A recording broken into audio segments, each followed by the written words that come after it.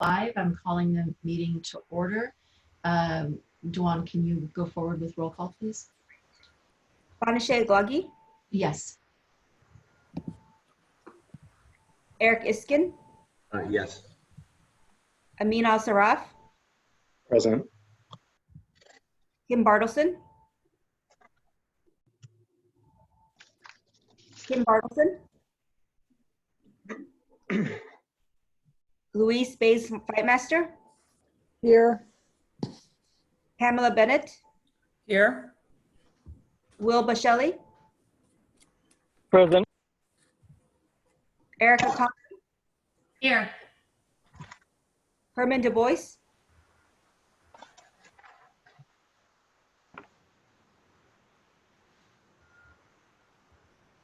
Rebecca Delfino.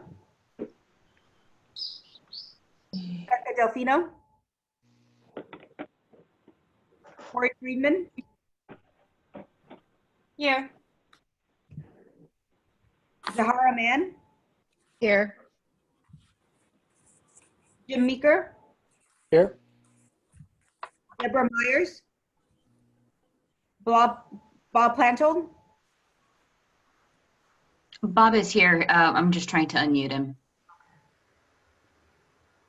Bob Plantold. Okay, I'll mark him as here. But yeah, he's here. Rich Reines. Here. Kim Savage. I see Kim here as well. I should see her muted. Should I mark her as here? Or Kim, can you unmute yourself? Or can you write in the chat that you're here?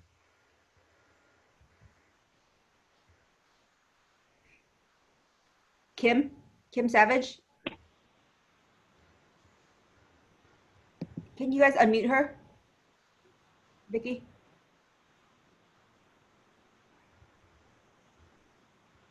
Vicky, you're muted too. This might be a good time to just let everybody know we've been experiencing some problems on this platform today in both subcommittee meetings that we met with earlier. So if you're seeing a little bit of technical difficulty, it is really technical difficulty. It's not user error right now. Okay, I'll skip over Kim then. Chris Schreiber. Chris, I thought I saw him. Chris, can you unmute yourself? I thought I did. So yes, I'm here. Sorry. No problem. Christina Vanarelli. Here. Judge Yaskell. I'm here. Can you hear me? Yes. Oh, great. Thank you. Justice Murray. Here. Judge Seligman. Here. Banashe, let me do a count before we go on to the staff.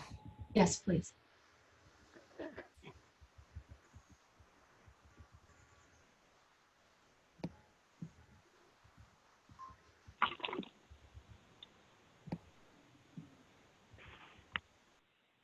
Elizabeth, I have 14. Do you have 14?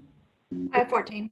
Okay, so we have quorum. Let me continue roll call then. So our liaisons, Selena Copeland. Selena, are you there? This is Zach Newman from LAC. I'm attending for Selena. Okay, thank you, Zach. Mhm. Bonnie Huff. I'm here. Thank you. Hi, Bonnie. Debbie Manning. Here. Chris Iglesias. Here. State Bar staff, Erica Carroll. Here. Elizabeth Holmes.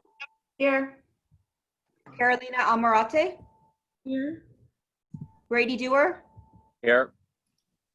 Are there any other State Bar staff on the line? Christine Holmes.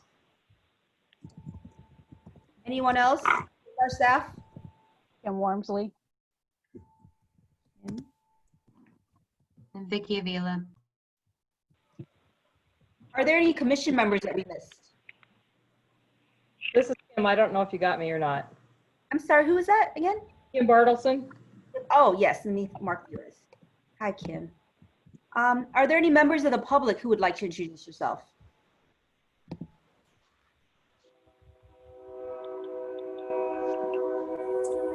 Back over to you. You're on mute, Bonachet.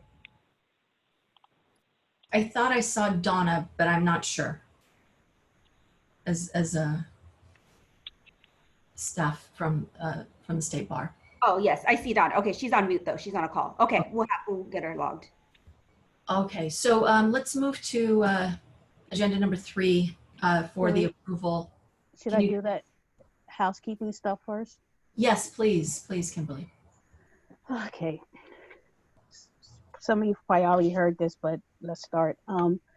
Welcome to the Legal Services Trust Fund Commission meeting on June 26, 2020. I just want to let you know that this meeting is being audio and video recorded and will be posted on the State Bar's website at a later date. We are using Zoom with the goal to have foster a more inclusive environment and effective meeting. If you would like to comment during the meeting, please indicate to the chair by using your name and or I have a comment or I have a question.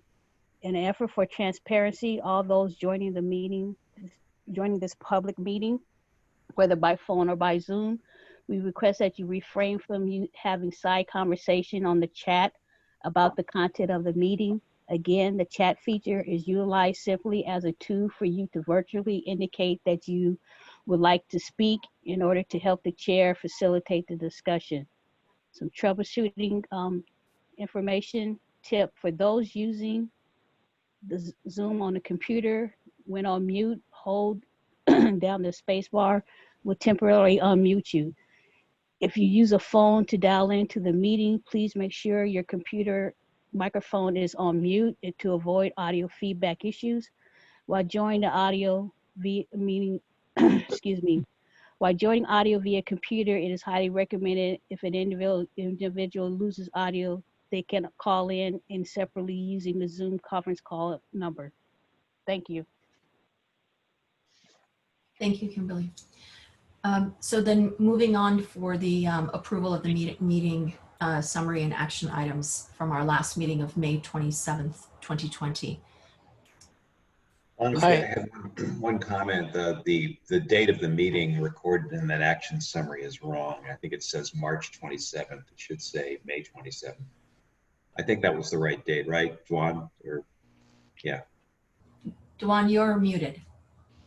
Eric and I had spoke about that error and we already posted it. So I asked him to make a friendly amendment so that we'll change it after the meeting. I had so another. I guess, oh, go ahead. Sorry. I had another issue that when we took the straw vote, I had a different set of numbers than what was recorded here, and I was just wondering if anybody else recorded the numbers, because what I recorded, there were 4 people that said 0% reduction, and the minutes report 4. On the 10% reduction, I had counted 4, and the minutes say there's 6. On the 13% reduction, I had counted 5, and the minutes say there are 4. And on the 25% reduction, the minute I'd counted 0. Nobody supported that one, and the minutes report 3. So I don't know if anybody else collected those numbers or not, or if they agree with the minutes. So Dan and I compared notes from those from that particular straw vote, and I had the same number as him. So if people have other numbers, then well, outvoted then. Christian Schreiber has his hand raised. I was just going to say, I guess Jim, I'm not sure the straw poll. I wouldn't put too much into the straw poll, I guess, because I didn't feel very bound by it, to be honest. It was just a guesstimation. Just wanted accuracy, that's all. Right, and that's what we were just looking for with respect to this motion. So I think the dates will be changed. They'll be amended. Are there any other issues with that, and so we can move forward with approving? So I guess my motion is to approve the meeting minutes with the date amended, as I've indicated. Thank you, Eric. I think Rich is Second. seconding it. Rich and Bob are Bob both. Plantle, seconds. Okay, Bob, thank you. I'll do roll call. Aglagi, Yes. Iskin, Yes. Al-Saraf, I'll abstain since I wasn't there. Bartleson, Abstain? Bayless Fightmaster, Yes. Bennett, Yes. Boschelli, Yeah. Connolly, Yes. Du Bois,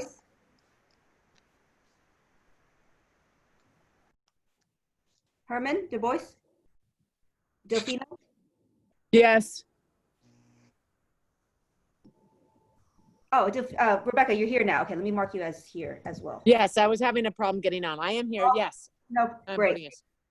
Friedman, Yes. Mann, Yes. Meeker, Yes. Myers, Plantold, Yes. Minus, Yes. Savage, Yes. Schreiber, Chris, Schreiber, Yes. Vanarelli. Yes. Motion passes, Madam Chair.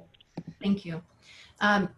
Okay, everyone, we're going to take the agenda a little out of order and discuss line item section 6 now on business. If you don't mind, Brady, if you could walk us through your presentation.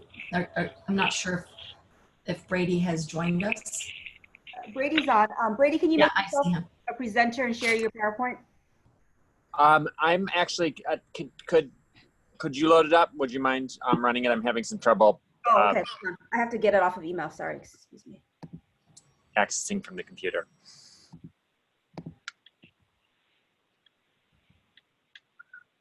As we're setting this up, I wanted to thank Brady for walking us through this presentation. We have some new folks on the commission, and those of us who have been on the commission still don't really completely understand Bagley King. So you're walking us through this is going to be in support of all of our work. So thank you. No problem. And you know, my slide presentation is a little bit detailed. It's I'm going to skip over some of the material and focus on what's useful for you guys to know. And the slide presentation, if you want to know more detail, will be available to everybody. So while I wait for Dawn to pull it up, I can. Moving it. If you Thank you. my screen, everyone. Yes. Sure. Great. And let's go to slide 2 to begin with. So I'll be covering actually the Bagley-Keene Open Meetings Act and briefly also touching on the California Public Records Act, both of which affect our work here on the commission. The Bagley-Keene Act, the commission and the state bar formally were not subject to the Bagley-Keene Act until an amendment to the Business and Professions Code, which happened in April of 2016. So for some of you who've been involved in our committees and commissions in the past, things have changed a bit in the past 4 years. Next slide, go on. So the Bagley-Keene Act not only covers the state bar and its board of trustees, but any sub-entities of the state bar, its various committees and commissions, if they either exercise authority delegated to it by the board or another state body such as the legislature, or are formally created by the board and consist of 3 or more persons, the commission satisfies both of those criteria, and also the committees of the commission satisfy those criteria because they are both formally created by the commission. They consist of 3 or more people, and in most cases, they are also delegated authority by the commission. So the rules that I'm going to talk about pertain both to meetings of the commission and also its various committees. I think we can skip over 4. It's a little bit of unnecessary detail and go straight to 5. So the purpose of the Bagley-Keene Act is to ensure that that various public bodies do the public's business in public and give the public the notice and opportunity to participate in meetings. So it has some very specific rules about posting notices of meetings, making sure that they're accessible to the public, and the nuts and bolts of that are what we're going to discuss a bit today. So a meeting in the Bagley-Keene Open Meeting Act applies only to meetings, is any congregation of a majority of the members of a body. So anytime a majority of the members of the commission get together and discuss commission business, that's a meeting. And anytime a majority of any committee gets together and discusses committee business, that is a meeting. And a meeting under Bagley-Keene must be noticed 10 days in advance. There must be an agenda posted. So you can't just have an ad hoc meeting. Next slide. So there's a lot of technical rules about what sort of notice must be given to the public, when it must be posted.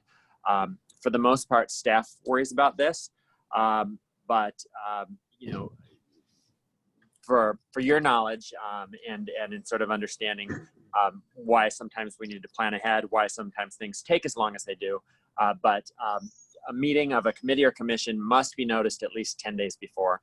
And we need to get the agendas posted by at least 5 days before. There are some very, very limited exceptions for emergencies, and it means a true emergency. So generally, if an issue comes up and we want to get together, either committee or the commission, to talk about it, we need to be looking at days, at least 10 days out.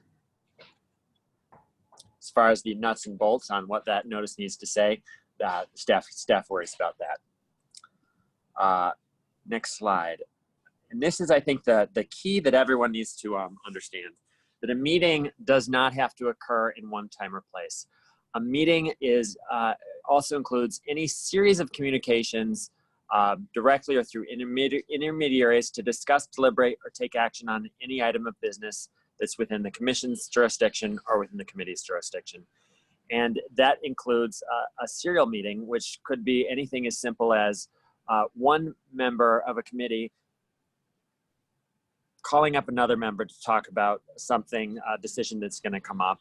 And then that member calls another member and says, oh, I was talking to so-and-so, and he thinks this, I think this.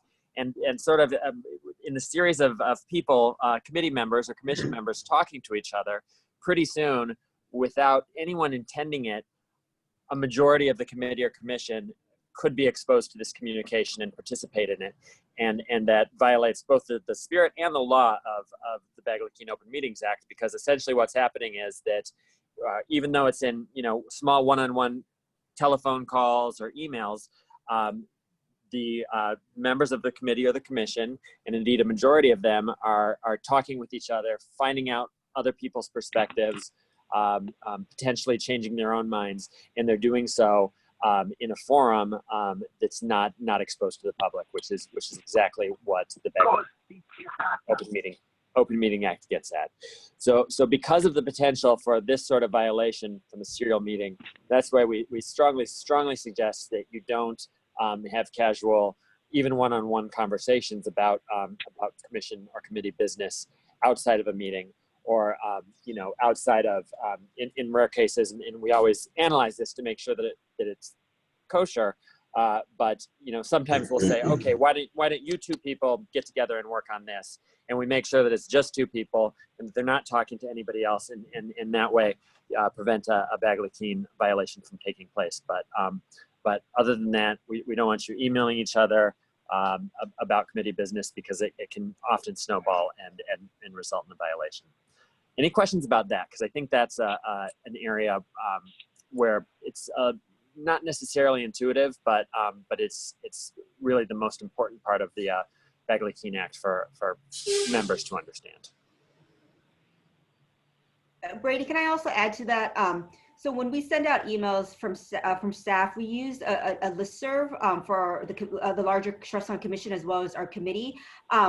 We've designed it so even if you replied all, you couldn't reply all, but it's a best practice to, you know, in the occasion that the emails show up, if you cannot reply all, is probably the best practice. So that yeah, because we want to prevent a group email communication. Other than one way coming from staff to you guys or from you guys to us, that's fine. But it's once you guys start talking to each other that a problem could arise. And again, once you think about the purpose of the statute, which is making sure that, you know, the public can be exposed to your guys' thinking and your guys' discussions, it makes some sense, even though it can be a pain. What are the COVID-19 exceptions to the Bagley-King? We'll be getting to that quick. Just a minute. No exceptions, I should say, to anything that I've just said. All of that applies despite COVID-19. Next slide. There are some exceptions, and these are interesting exceptions because they're really exceptions that, if you look at these actually don't meet the definition of a meeting, because a meeting is when you guys are talking about committee business. So basically, what this is saying, that it's okay if you guys are together in some other social or professional event, as long as you're not discussing committee business. Next slide, Dawn, please. The Bagley-Keene also makes provisions for ensuring that materials that are distributed at a meeting or on the agenda are made available to the public, and we take care of that. Next slide. Here is where COVID comes up. Teleconference meetings. Bagley-Keene makes provisions for teleconference meetings or Zoom meetings, which is a teleconference meeting under the statute. And generally speaking, what is required under the statute is for members who are going to appear by telephone or Zoom to notice a public location, because again, the statute contemplates, I don't know that it's ever happened, but that, or I'm sure it's happened within the state, but I don't know that it's ever happened for this commission, but that a public member, a member of the public should be able to come and observe you, see your face, see how you're making your decisions during the meeting. So you are supposed to, 10 days before the meeting, notice your location, whether it's your office, a conference room, a Starbucks, somewhere where you're going to be in public that's accessible to the public, so a member of the public could indeed come and watch you participate in the meeting. That is, for your purposes, the one part of the Bagley-Keene Act that's been suspended during the COVID emergency by order of the governor. As long as the state of emergency exists and is not called off by Governor Newsom, members of state commissions need not notice a physical location in order to dial in and use Zoom or teleconference or anything of that nature. We are required to ensure 10 days in advance that there is a publicly accessible phone number or Zoom link for the public to use. But the one Bagley-Keene procedural nicety that you don't need to worry about during the pandemic is noticing a physical location. Next slide. Skip that one. Don't need to go back to one, but I would just say that Bagley-Keene also makes provision for public comment. We are required to give the public a chance to make comment during every meeting, and it's up to the discretion of the chair whether to do that in a public comment period at the beginning of the meeting or for each item of business. The chair is permitted to impose reasonable restrictions on that. Generally, we limit comments to 3 minutes. Social media, I would just point out that social media does create some Bagley-Keene risks, because it's a tweet that's up there and people start reading it and retweeting and responding, and pretty quickly you can get a majority of your committee or a majority of the commission participating in the conversation that's not been noticed. While we do encourage using social media to make announcements of various state bar initiatives and accomplishments, to make the public aware of our work, we do not encourage, in fact, we strongly discourage using social media for our committee members, board members, to actually engage in conversation about what they should do, what they're thinking of doing. Next slide. There are some remedies and potential enforcement of the law. The most likely is that a Bagley-Keene violation invalidates any decision made at the meeting that was improperly noticed, and we don't want that to happen. So it is easy to envision a disgruntled grantee potentially who was disappointed with our decision on their eligibility to find a Bagley-Keene violation and say, hey, your decision's not valid, got to go back and redo it. And that's just not something we want to risk. Again, there's also the court of public opinion. We have, I believe even in this commission, but certainly in our other commissions have had angry members of the public who've done blog posts and accused us of Bagley-Keene violations and trying to hide our work from the public, which I think generally in most of those cases they were wrong. But again, it's you know, we are serving the public, and there's no reason we shouldn't follow these rules to keep the public having appropriate access. Finally, there is potential for civil and even criminal penalties. Those are unlikely, but again, a possibility. Next slide. And finally, just wanted to make you all aware of the California Public Records Act. I think we can actually skip the slides here, Dwan. Just suffice it to say that any documents that you generate that are part of your work for the commission or your committees, including communications amongst yourselves about committee or commission business, communications with staff about committee or commission business, even notes that you might take for your own use about the business are technically public records under the California Public Records Act, and they are subject to disclosure if the State Bar receives a Public Records Act request. If we do receive a request, we'll do all the legwork and contact you for anything we think that we might need. But to make that easier on yourselves, what we recommend you doing is, again, you shouldn't be having email side conversations with each other, but you know, if we've assigned you to a working group and you're doing work with a committee member, we would suggest that you always make sure that staff members copied so that we don't have to go to you for your emails. We can just produce our own. And we just urge you to consider that your emails to and from each other and to and from staff about the commission's work could be disclosed pursuant to a request. So just keep that in mind, that what you say might not be private between you and whomever you're communicating. And that's really all you guys need to know about California Public Records Act requests, unless you have any questions.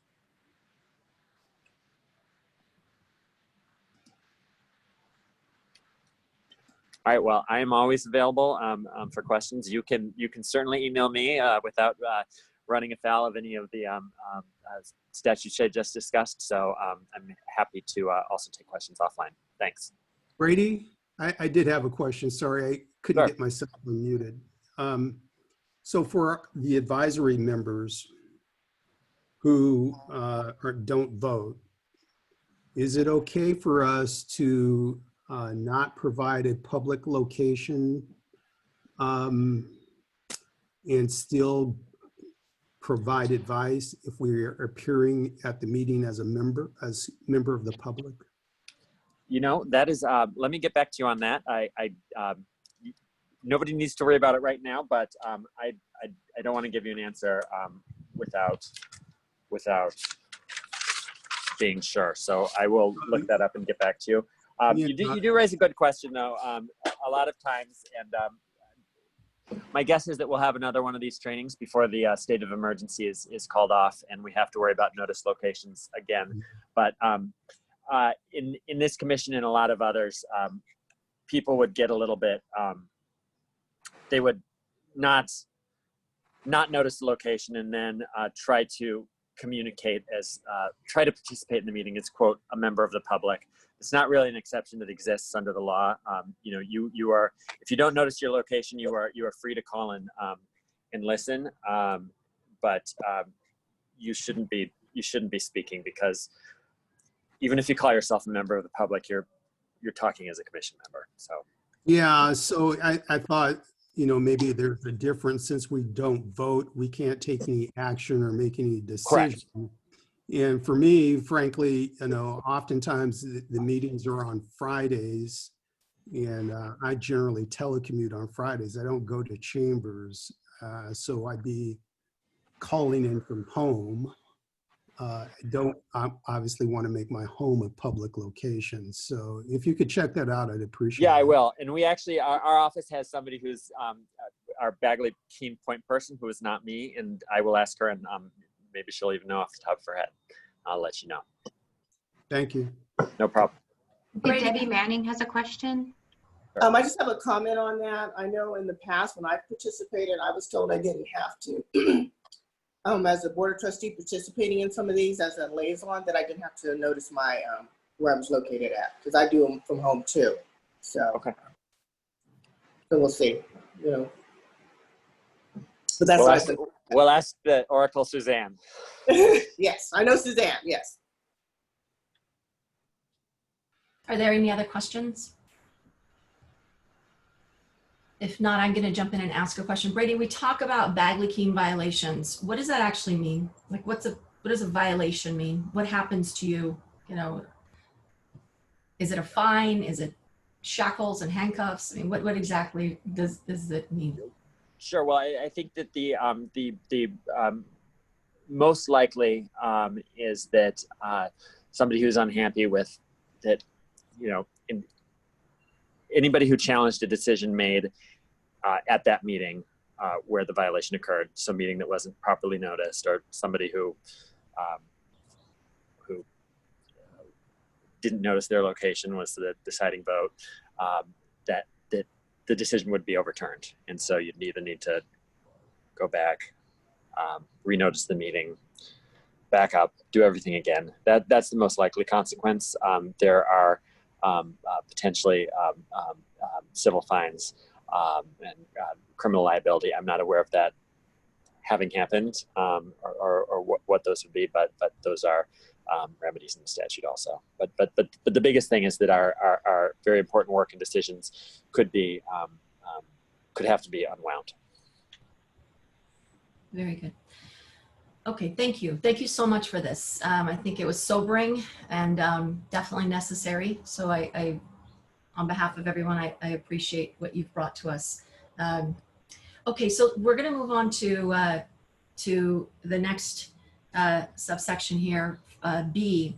And before doing so, I want to just go back to any members of the public that have any comments on this and or any of the other issues we're going to be speaking about. You don't need to speak to it now. You can hold and speak to them as we approach the subject, but you're welcome to jump in and share your thoughts with us.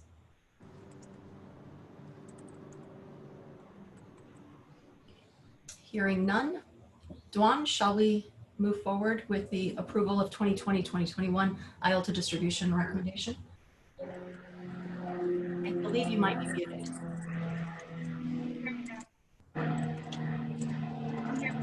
Yes, yes. Great. So let me share my screen because we have a short PowerPoint presentation for you.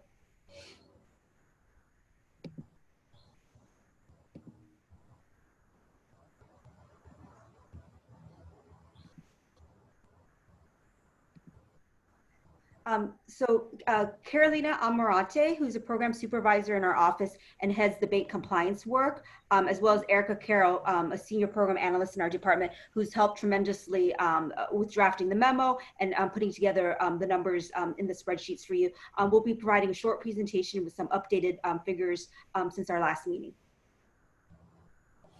So just really quickly, we're going to go over the timeline, what happens next. We'll review a little bit of the reserve policy, and then we'll get to the meat of it, which is the updated IELTS projections. And just a quick note on the IELTS projections. For this meeting and in the meeting materials that was provided to you, the staff projection assumes a moderate projection, but we have included in your meeting materials, and Carolina is going to go over as well how we came up with that moderate projection. But we've also included a more conservative projection, as well as an aggressive projection if you choose to use those projections instead of the moderate staff projections that's recommended.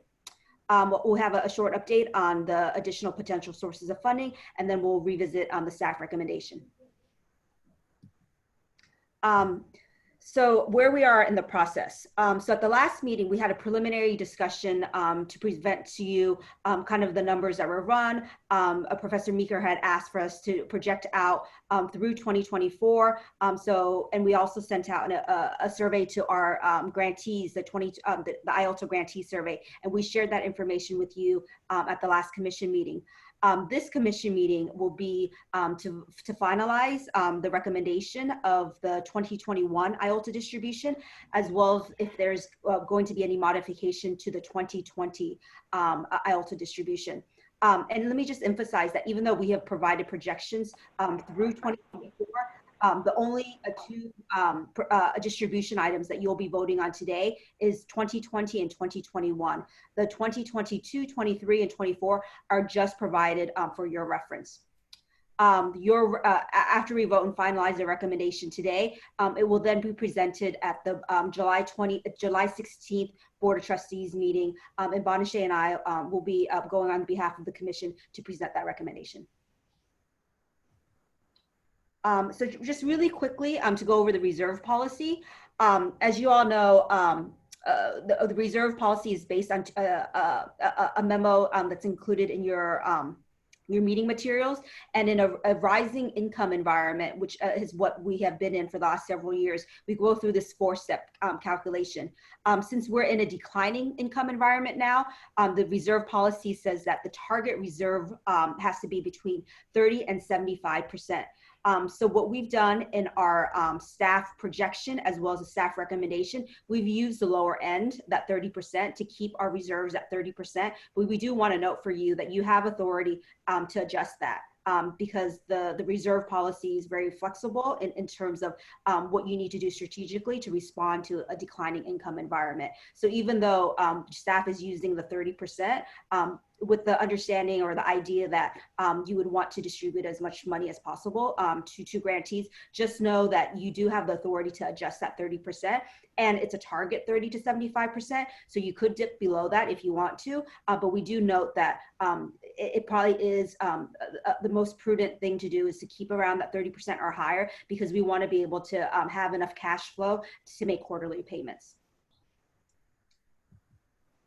So the big change since our last projections that were shared with you at the last commission meeting, as well as the commission meeting before then, is that when the federal funds rate dropped to 0 to 0.25%, we ran projection for our revenue stream for the remainder of the year based on 2 months worth of bank remittances. And at that time, we were projecting about $15 million.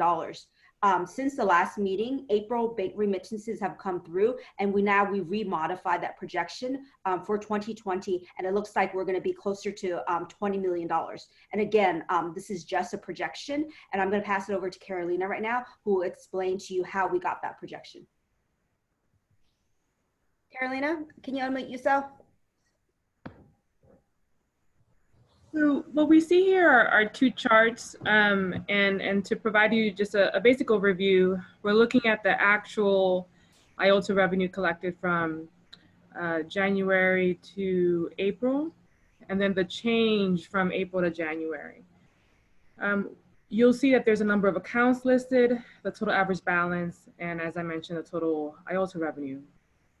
One of the key things is we see the number of accounts have gone up despite the federal fund rate change, as well as the challenges in the market, as well as a slight increase in the total average balance. However, from March, you'll see from March and April that there was a drop in IALTA revenue. To put this in sort of a better perspective, and also to help inform the conversation on how we went about doing the projections, the key things to note is our top 10 banks. And so I have those listed here as well. Our top 10 banks make up 90% of the IALTA revenue. And you see from January, the lineup of our top 10 banks is different from that in April. You also see that the average rate that we are collecting on also decreased. 7 of our 10 banks right now, of our top 10 banks, are providing us a remittance or interest rate that's 50 basis points or higher, which considering the federal fund rate is good. But we want to also caution that you know, our top 10 banks holding 89–90% of the revenue means that we're really dependent on our top 5 banks not changing their rates or reducing their rates. We're grateful for Wells Fargo, who is a leadership bank.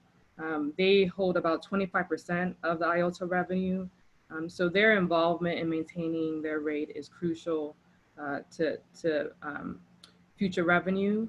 We are in discussions with Bank of America. We had discussions with California Bank and Trust regarding a change and a decrease in their rate. So having that information in mind, we can then move to a discussion about how we went about our projection. So if you go to the next slide. So again, as Dewan mentioned, our actual revenue is higher than we initially projected at 11.4 million. The actual May IOTA revenue as of yesterday is 1.8 million. And so that is about 4% decrease from April, and which is on the positive side. Our recommendation is using a more moderate projection. And so what you have here are some additional descriptions as to what the assumptions we used when we laid out the 3 different scenarios or the 3 different projections. So in the aggressive scenario, we're assuming that Wells Fargo remains committed to the IOTA program at a leadership bank level. We are making the assumption that all the other banks pay an average compliance rate of 16 basis points. So what that means is that of the 40 banks that we have in total that offer established compliance rate, which is a rate no less than 0.68 basis points, we're assuming that they're all going to, this scenario would assume that they all actually go ahead and decrease their rate and choose a lower comparable rate option. So that would mean a 42% decrease in revenue. The moderate scenario is a slow transition or a slow decline and decrease in our compliance rate. So that will be a gradual 10% decrease per month for the remainder of the year. This is also assuming that those banks, as I mentioned, that have established compliance rate, that includes Wells Fargo, will choose for a lower rate. That also includes our top 5 banks, our top 10 banks, in which 7 out of 10 of them have a higher rate have a higher compliance rate. And then the conservative scenario is similar to the moderate scenario, with the exception that this rate drop would happen effective June 1st. So again, it's difficult to project this market with all the different scenarios that we can possibly play out. But the moderate may be one that takes into account what's, I think, most reasonable, the gradual decrease over time, and also take into account, the possibility that if the market worsens, we may have our banks in our top 10 go ahead and change their rates. I see there's a question. Do you want to take the questions now, or do you want to wait for the full discussion after your presentation, whichever you prefer? We can go ahead and wait. And so the next few slides is just a visualization of these scenarios with the grant distribution options.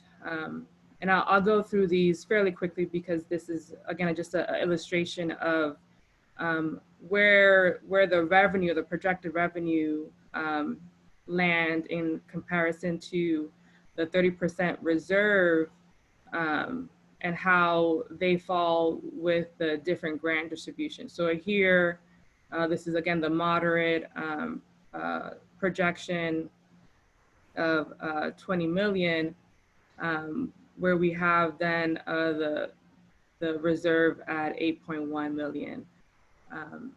If I go to the next slide.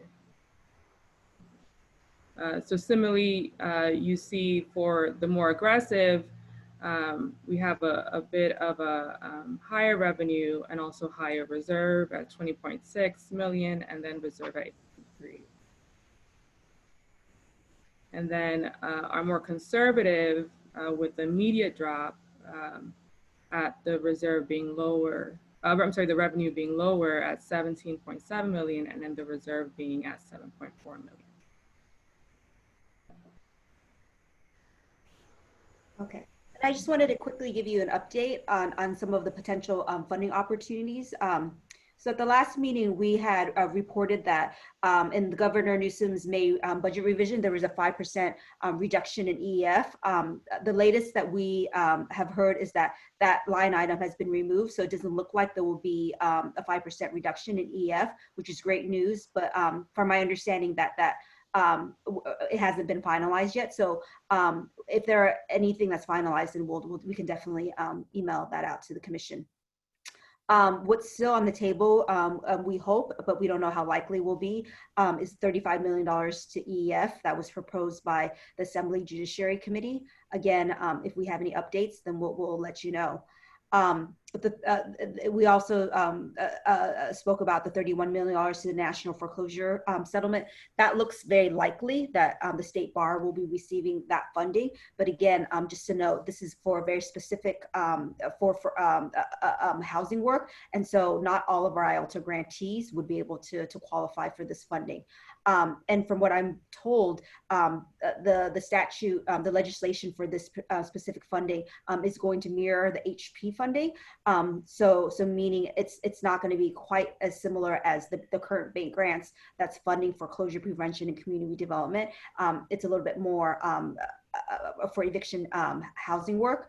And a split between 75% of a modified IALTA formula and 25% RFP. But again, if there's anything more firm, then we will pass that along to the commission. And then I think what's still on table, again, we don't know how likely, is Assembly Bill 2272 for eviction defense and rental assistance. And for what I've been told, that may happen later on in the calendar year, and perhaps as part of a negotiation and budget trailer language. Okay, with that, I'll turn over to Erica, who will just talk a little bit about, again, the staff recommendation in the memo. And really, this is similar to what we discussed last time, with just a modification on the distribution based on our now increase of $5 million projection on IALTA. Yeah, so as Dwan said, now that we have the new projections, we've made adjustments to our recommendations, but we are still recommending that the commission maintain the current 2020 IALTA distribution at 55.3 million. Given the discussion at the last meeting, in which we'll go over again about carryover requests and budget revisions, we felt that that would be the best way to allow flexibility for programs that are facing different circumstances at this point. And some may need those funds now, and some may be able to save it for later, but to try to meet that variety of needs, that would be the best approach, is to allow them to maintain this distribution and make their own choices about whether the funding is necessary now or later. And then given the updated revenue projections, we're recommending a distribution of 23.5 million in 2020. This is, I think, about 4 million less than what the 2019 distribution was. So it is a little bit closer to what grantees have been accustomed to in the past, notwithstanding the spike in funding in 2020. And with carryover and budget revisions allowed, they would be closer to that 2019 number as well. And this is based on a 30% reserve. So if the commission were to want to make adjustments to the reserve percentage, then that would alter the distribution, but the recommended distribution from staff is based on a 30% reserve. We're also recommending that the commission ask the Board of Trustees for the authority to make changes to the IELTA distribution if those sources of funding that Dewan just went over with EAF and the eviction defense bill and the additional money from the Department of Finance, if those grants go through, we would recommend potentially the commission having the authority to make adjustments to the IELTA distribution as necessary. And as I said, that the commission maintain a flexible approach to carryover requests and to budget revisions regarding 2020 funds. So this would entail allowing more than the typical carryover amount. And also typically in the past, carryover amounts had to be spent within the first 2 quarters, but allowing carryover for all of the calendar year in 2021 and taking a similar approach to having a flexible approach to budget revisions and allowing deviations from the typical allocation of 75% of the funding to programs and 25% to administration. For those last 2 points, 4 and 5, regarding the carryover requests and the budget revisions, that will require a vote by the commission if that is the direction you'd like to move in.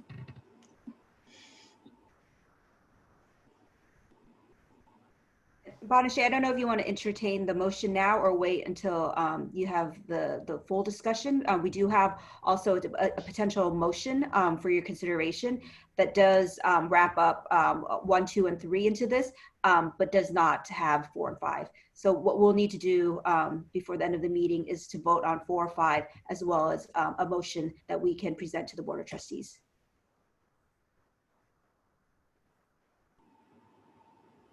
Sorry, I was muted. I think maybe we should open up for discussions. There are already 2 questions that I see here, one from Rich and one from Bob, and then we can move into the next. Rich, would you like to go ahead? Sure. The IELTA funds have 2 basic expenditures. One is fixed. It's our administrative overhead, which is shown on page 79 of the attachment as being 2.1 million, and that's consistent for the projections and pretty consistent with past history. That is a fixed expenditure every year. The other expense we have are distributions to our grantees, which is a variable. What's the relationship between the reserve and the fixed expenses?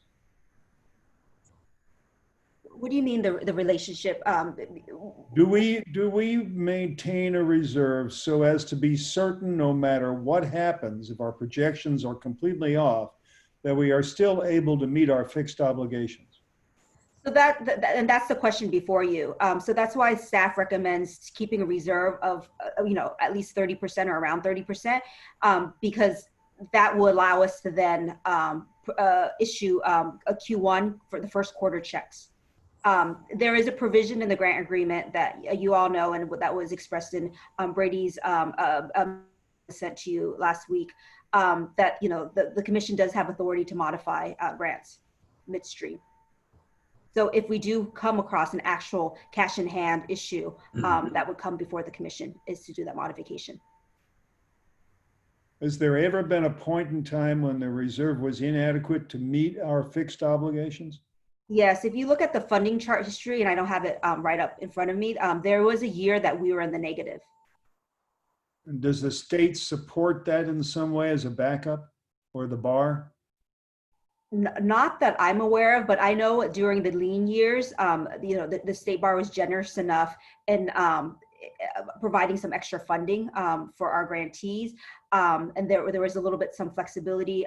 Donna, are you still on the call? That maybe you could speak to this. Yeah, I am. I think, Rich, if I'm understanding the question correctly, when you're talking about fixed costs, you're talking about the administrative costs that have been roughly around 2.1 million. Yes. So that is that's staffing costs, and so the bar assumes that those costs are going to be paid out of, it's largely staffing. It's staffing, overhead, variety of things like that. But assumes that those costs will be paid out of the IOLTA funding as is allowed by statute. And this is certainly a year where, with extra sort of costs and losses attributable to COVID-19, the ability of the bar to fund those costs outside of IOLTA would be severely limited.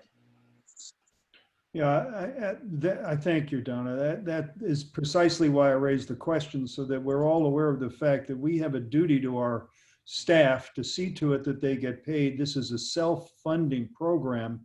IOLTA funds are used to pay staff. And before we get to discretionary discussions, we all ought to be very conscious of the fact that we have a duty to all of our staff people that they get paid their wages.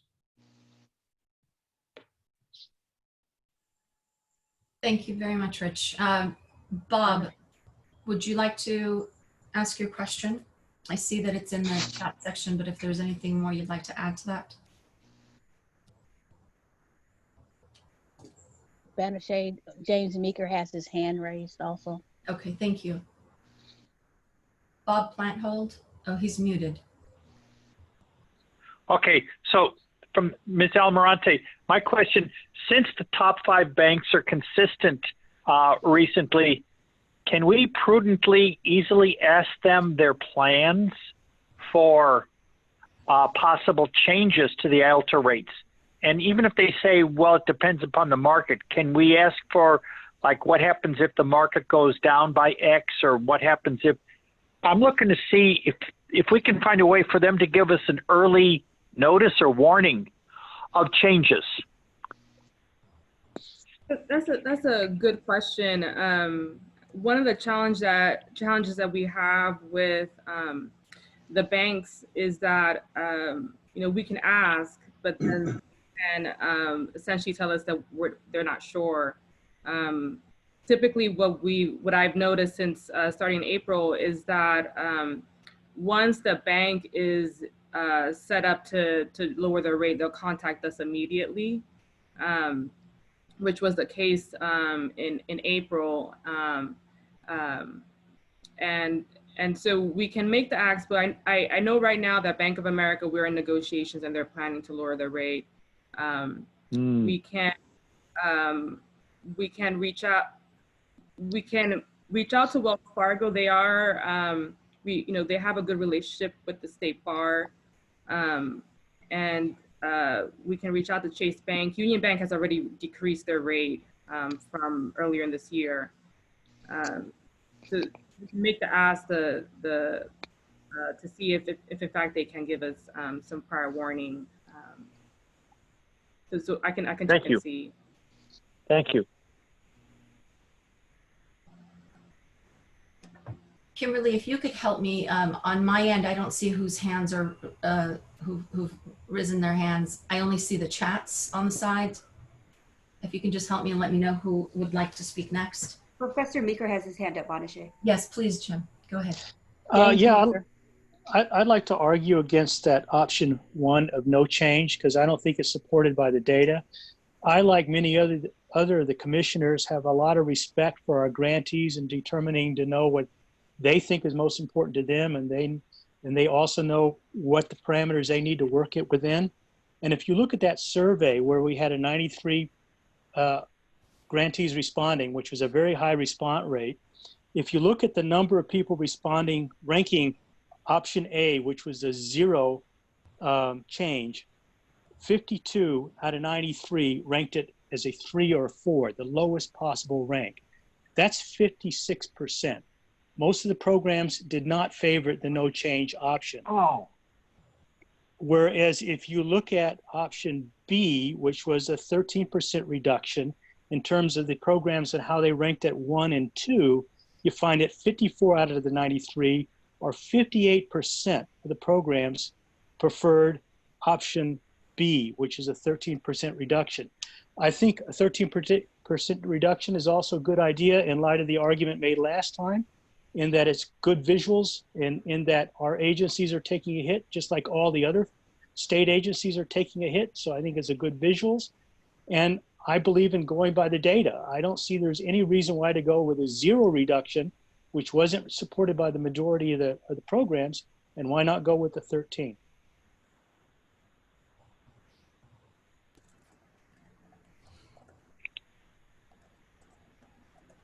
Kimberly, do you see anyone else? I see Chris just raised his Chris hand. Chris Schreiber.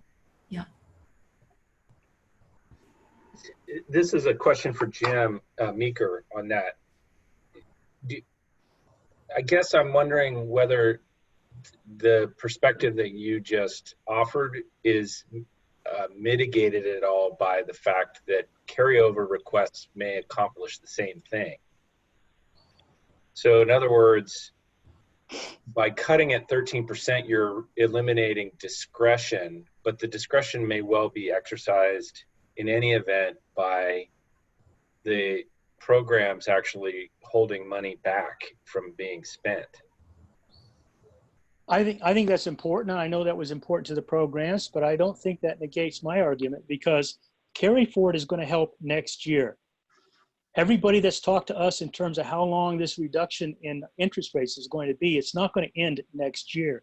It's going to go a lot further. And what we know from the 08 experience is that a lot of these agencies got hit really hard the 3rd and 4th year from the 08 recession. So I think preserving money to move forward is important, because they can only carry forward 1 year, whereas we will have funds to distribute further than just 1 year in advance.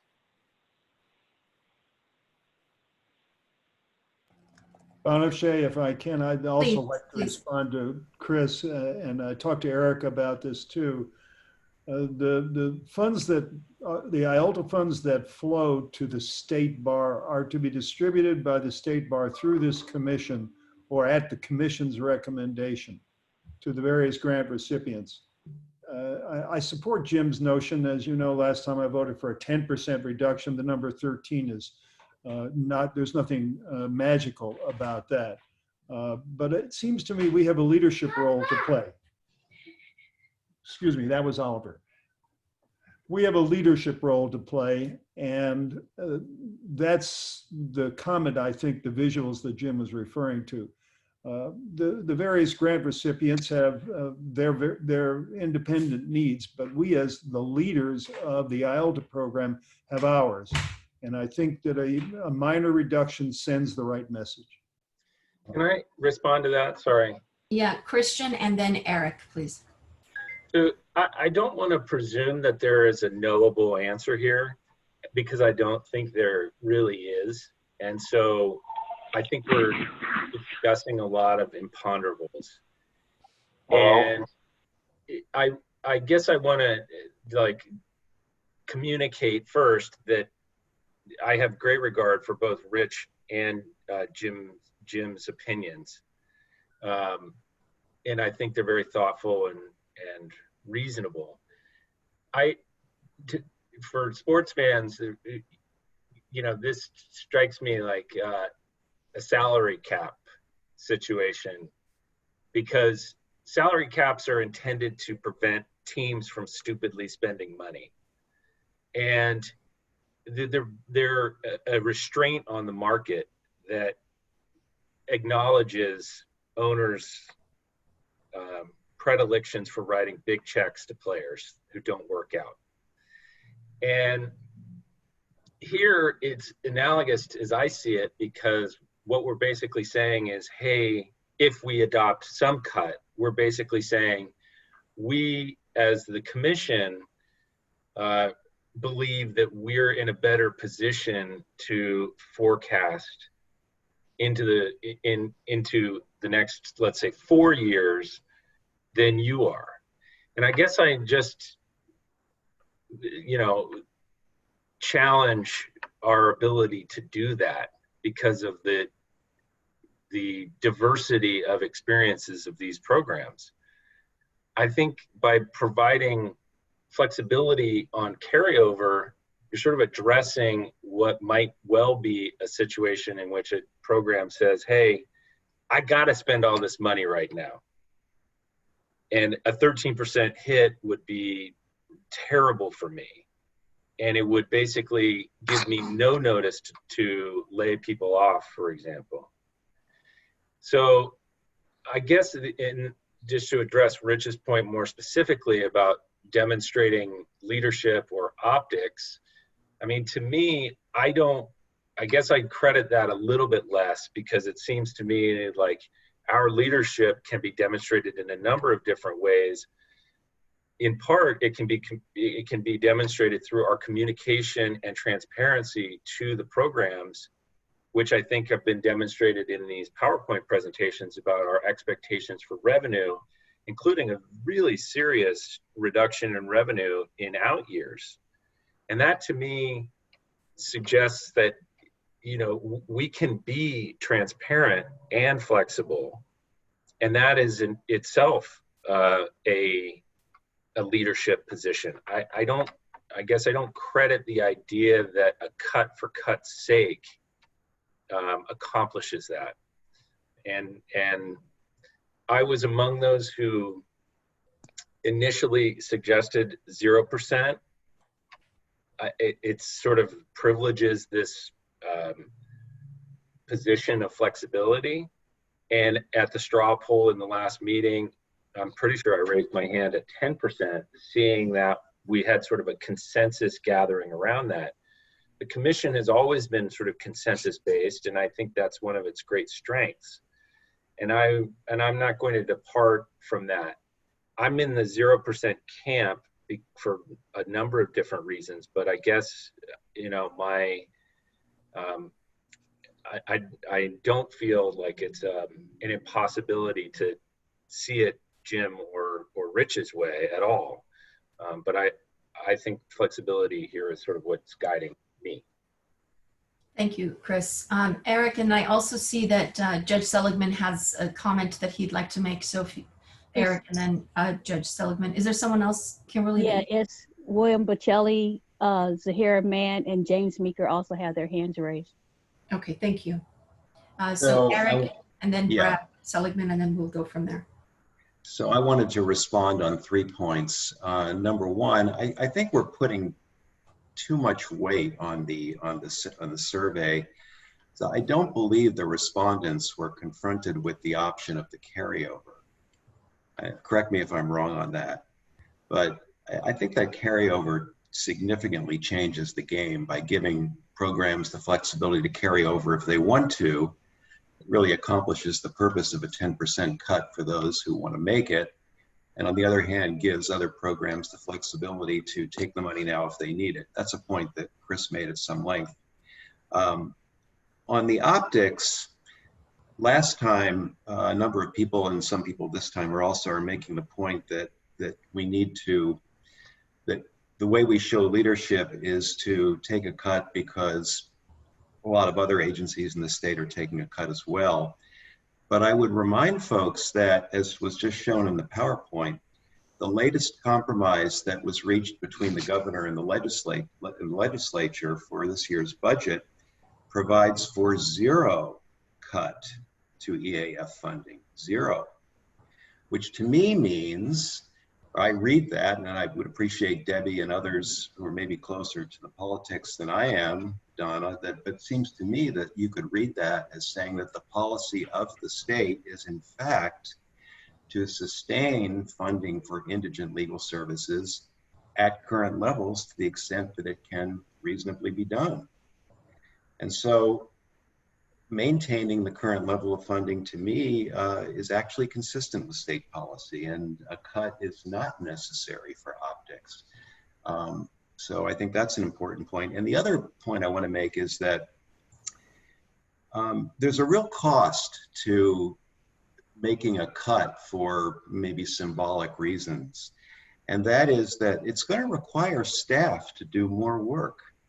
I mean, if we decide that we're going to be cutting everybody's funding by 10% or 13%, and Dwan, correct me if I'm wrong, but I believe that's going to require agencies grantees to submit new budgets, which are going to have to be reviewed by staff and perhaps reviewed by this commission or by the Eligibility and Budget Committee, which to me is a layer of work that is just unnecessary. So those are my points. If Dwan, if you don't have anything to comment with respect to additional staff work, we can move on to Judge Seligman. Sure, I guess I could speak briefly in terms of practically, if there were to be a cut, then what we would do is we would issue the new allocation and what that amount would be for the Q4 payment, but then programs would be required to submit a budget modification. Staff would review, we have about 99 programs now that have funding to review those budgets, and any issues we would raise to Eligibility and Budget Review Committee. If I could just add in, I was just at the Eligibility Budget Review subcommittee meeting, and staff had kindly set up for us the timeline of what we're looking at between now and August, and obviously beyond that, but the next several months and the weight that's going to be placed upon staff. I do think that we need to take that into consideration. So I thank you, Eric, for highlighting that coming out of the meeting that we were just in. As we're looking at the decisions that we're making, there are many stakeholders here that we need to take into consideration. The numbers are growing of people who want to comment. So Judge Seligman, if you will, please. And then Corey and Kim, you're after Jim, which Will and Zahira are in between. Right, I had just a couple comments. One thing that we really have not put into this analysis is the cliff that we're all standing on. Now, I understand the future is unknowable, but one thing that is absolutely clear is that economically we're going to take a tremendous hit. And it's worse than people are imagining. The recent data shows that the epidemic is expanding in California. There is no way that anyone can state with any assurance either what the legislature and the governor are going to do. My understanding of their last budget agreement is that it was largely a placeholder with a lot of details that are unknown. I don't think we can make any assumptions about what the legislature is going to give our program one way or the other right now. So I think there's two reasons why we ought to consider a modest cut and, frankly, an increase in our reserves. The first, people have referred to as the leadership aspect, and I want to make an important point. Individual programs of necessity must consider their own personal considerations and their own personal needs. They, unlike the trust fund, are not in a position where they have to consider the entire program statewide or the overall budget. So although I agree that we should treat all of our programs as adults and ask them to make responsible decisions, I don't think we should not be in a position of delegating to them the ultimate determination about what the ultimate state budget is, because that's a different kind of analysis than what one program needs or does not need.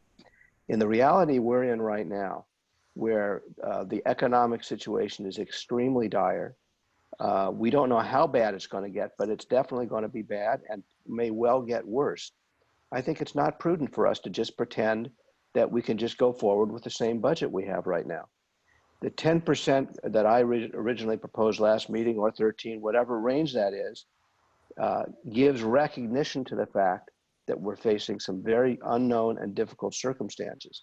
And frankly, I think holding to a 30% reserve under these circumstances, where we are facing the worst economic crisis that this program has ever faced, way beyond the 2009, is not prudent either.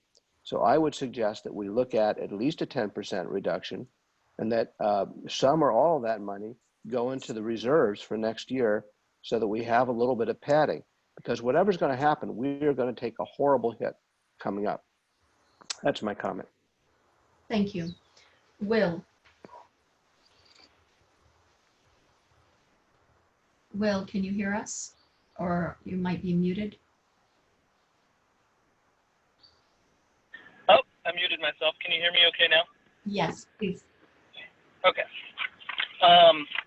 So I respect the opinions that I've heard here today regarding the cut, but I rise digitally, virtually to speak totally against any cuts. I have a lot of reasons for that, but I'm going to try to respond to the points raised thus far.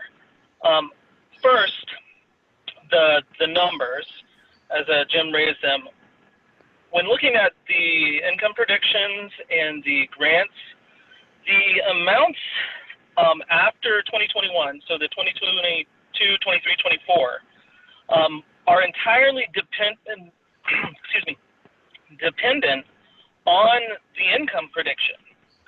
So I recognize that they're assuming a 30% reserve, but our cut, if we cut whether it's no change or it's 25%, using these predictions are going to have no impact down the line into 22, 23, 24, unless I presume we start to use our reserve powers to then hold back even more and even more. And my feeling on that is that the way the reserve was explained to me is that it should act as a cash flow buffer and a buffer against a huge spike in funding, spreading that over the next year. So I don't know that the statute, as I understand it, for IOLTA supports this idea that we are running an endowment where we would have a fiduciary duty to hold on to those funds so that we aren't draining the bucket of funds and we can use it over the years. I think it's the legislature in the way that I read the statutes says, no, you need to be spending that money as you get it. And that is my reading, and I'm willing to hear other opinions on that, but I do think running it as an endowment is not necessarily the wisest, given that outline. And then finally, to leadership, I feel like we are responding to a crisis, and we know that as soon as the emergency orders start to expire, we can expect a spike. So I agree absolutely in the uncertainty of the future, and I think that makes it even more difficult to say we should be cutting things based on our expectations in 22, 23, and 24. It's like you have the fire. We know the building's on fire, and like the fire department, you send more than you think you need until you get a better understanding and the uncertainty has passed. And I think especially with the issues of justice that are being raised literally on the streets, the idea that we would want to cut funding when we know that there's going to be additional need, and we can squeeze the grantees to make sure that they are using it appropriately, seems the opposite of leadership. I think we aren't using taxpayer dollars, we are using bank dollars, and that distinction matters.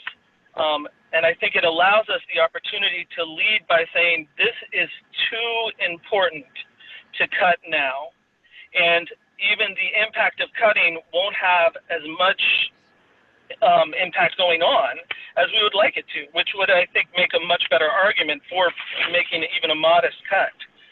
So I think that's where I'm going to leave it for right now, but I do have more thoughts if we need them. Thank you very much. Thank you. Zahira. Thank you. And thank you everyone for your comments. I think this is just a challenging issue because we are in challenging and unprecedented times.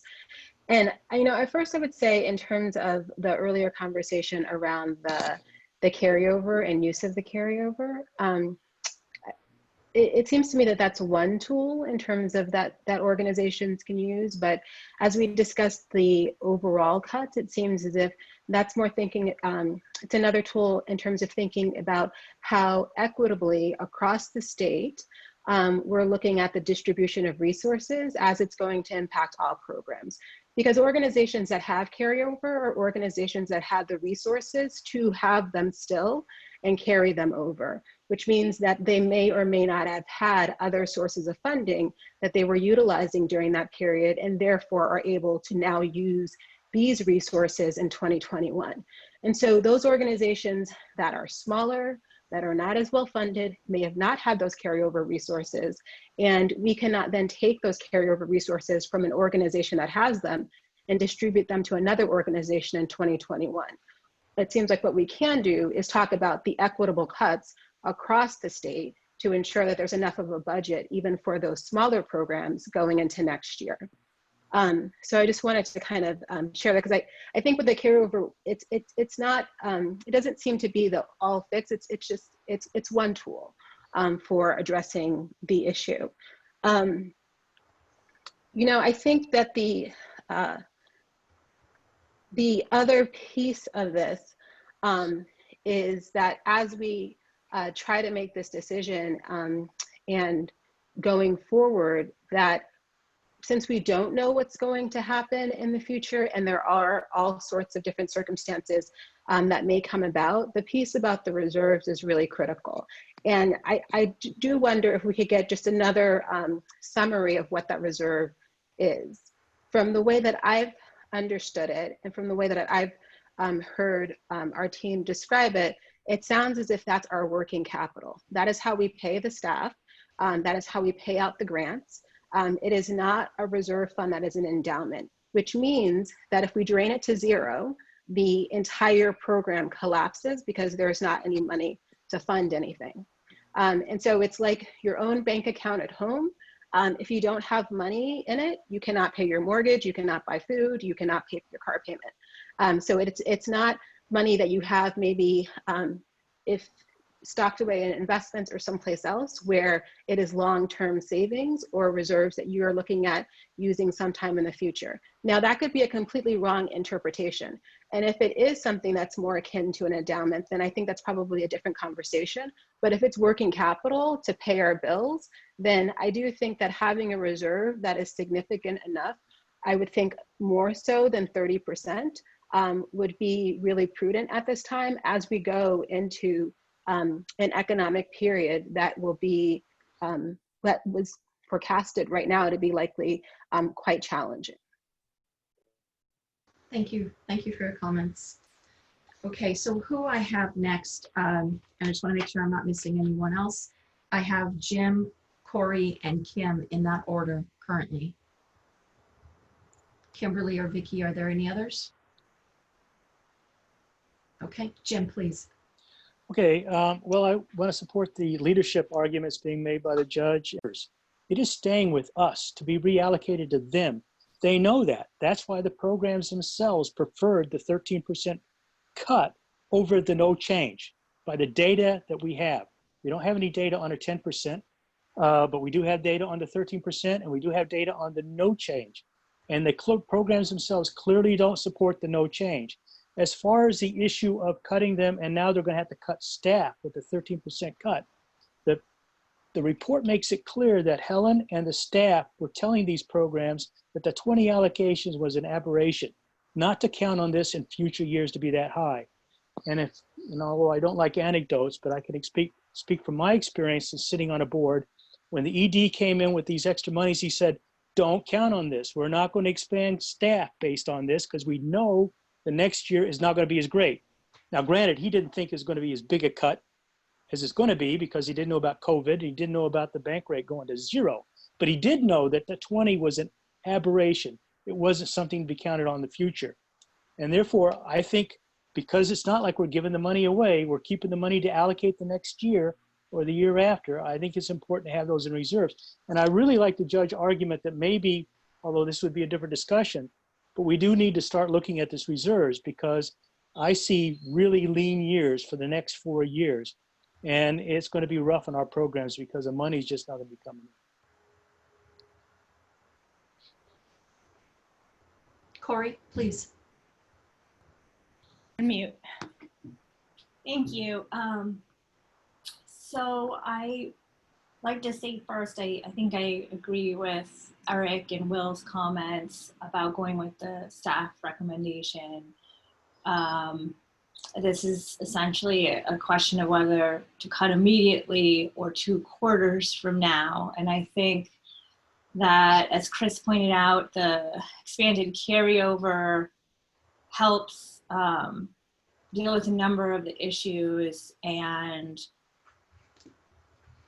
we're kind of just all getting settled to this new normal. And I think having those additional 2 quarters to plan is going to be useful for stability of programs.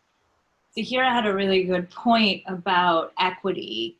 And I think going forward, we should indeed consider that smaller programs may be more dependent on our funds, may have difficulties with other funders, but I do think that problem is kind of just built into the statute, as that is how the qualified expenditures work, that it's going, and I'm not sure, given that qualified expenditures are going to dictate the next year, that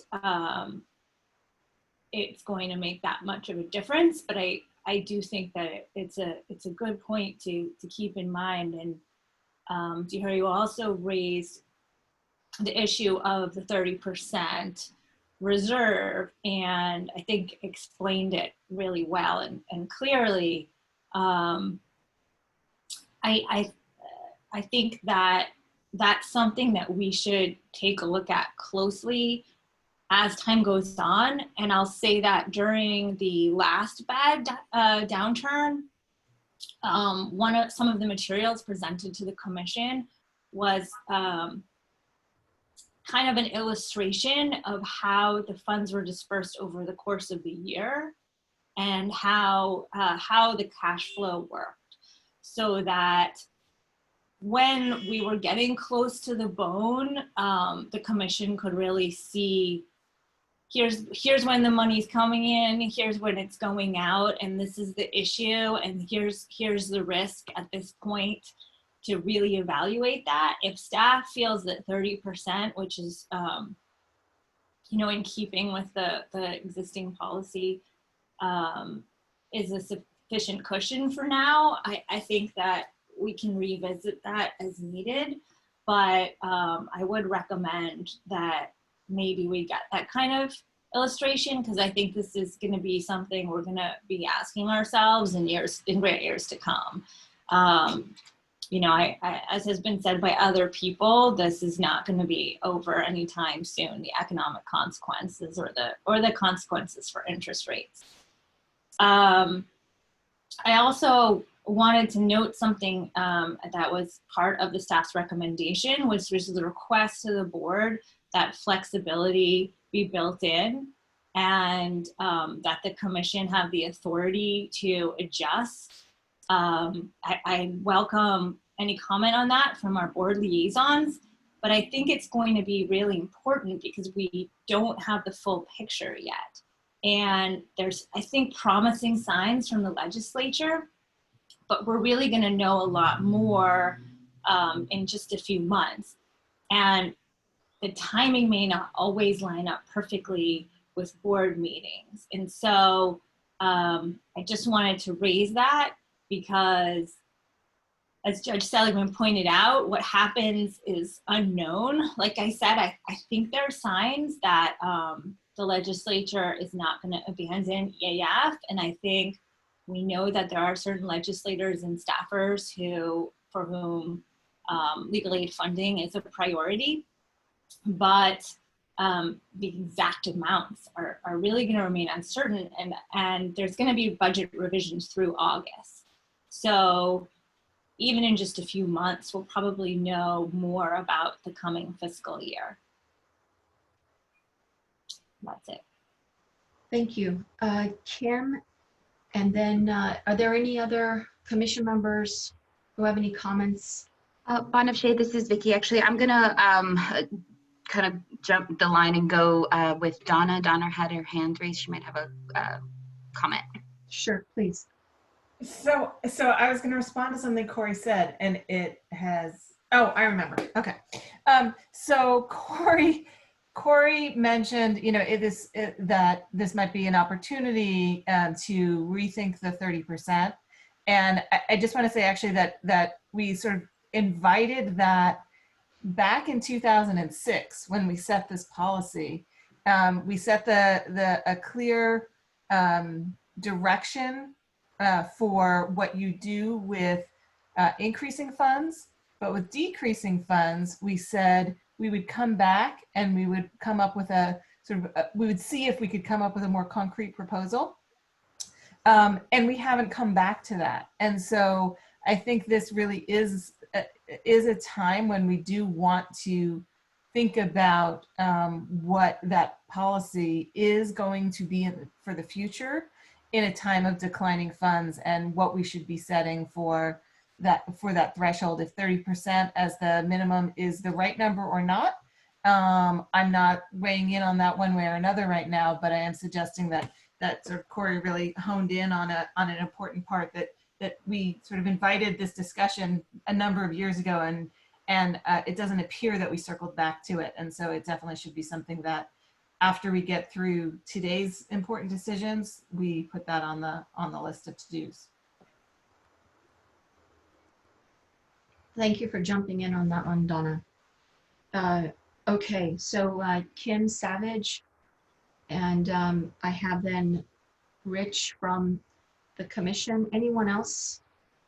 I actually had, after Kim, I had Debbie Manning, William Boselli, and then Rich has a comment for Donna. So I've been vacillating between no cuts and 10% and listening to everybody's arguments. I think Zahara's comment about, the inequity in these programs, what 10% means to LAFLA versus what it means to a very small program is quite different. So I was trying to imagine, does 10% mean that a staff attorney is cut in one program, but in another larger program, they can kind of avoid layoffs. So for that reason, I'm leaning towards zero cut this year, because I think the programs all know that rough seas are ahead financially, and giving them the benefit of this time to prepare for that and as much information as possible is the way I look at it. I'm not concerned about the optics of our not cutting for exactly what Eric said. It's really our role to see that these programs can serve their clients who are impacted greatly right now. So for that reason, I'm leaning towards the zero cuts with the idea of letting the programs really get ready for the next year and several years after that. That's all. Thank you, Kim. Kimberly, you have a few more names than I had. Oh, sorry. No, this is Vicky. So after Kim Savage, I have Debbie Manning, William Bocelli, and then Richard Reines. Okay, very good. Thank you. Debbie, would you like to jump in? Yeah. I just have a few points. We talked about what the legislature is doing, and one of the things that their budget is based on now is that the federal government is going to give us money in the future. And that doesn't happen, or they give us less than what we're seeking, then there's no telling what that will do to EAF funds. That, there's no guarantee there. And yes, they do believe in legal services, and that is what their heart is. But I also know that our hearts are all of our hearts are with this. But whether it be the money and the funding going forward, that's what the issue is, and what do we anticipate, and what do we guess, and where do we want to see ourselves? We want to see ourselves in a position where we're digging into the reserves to the point where we can't pay our staff. And that, that does concern me. And the preparation for the future, I think it was Kim that just said about giving the programs the opportunity, if we don't cut them this year, to prepare for that.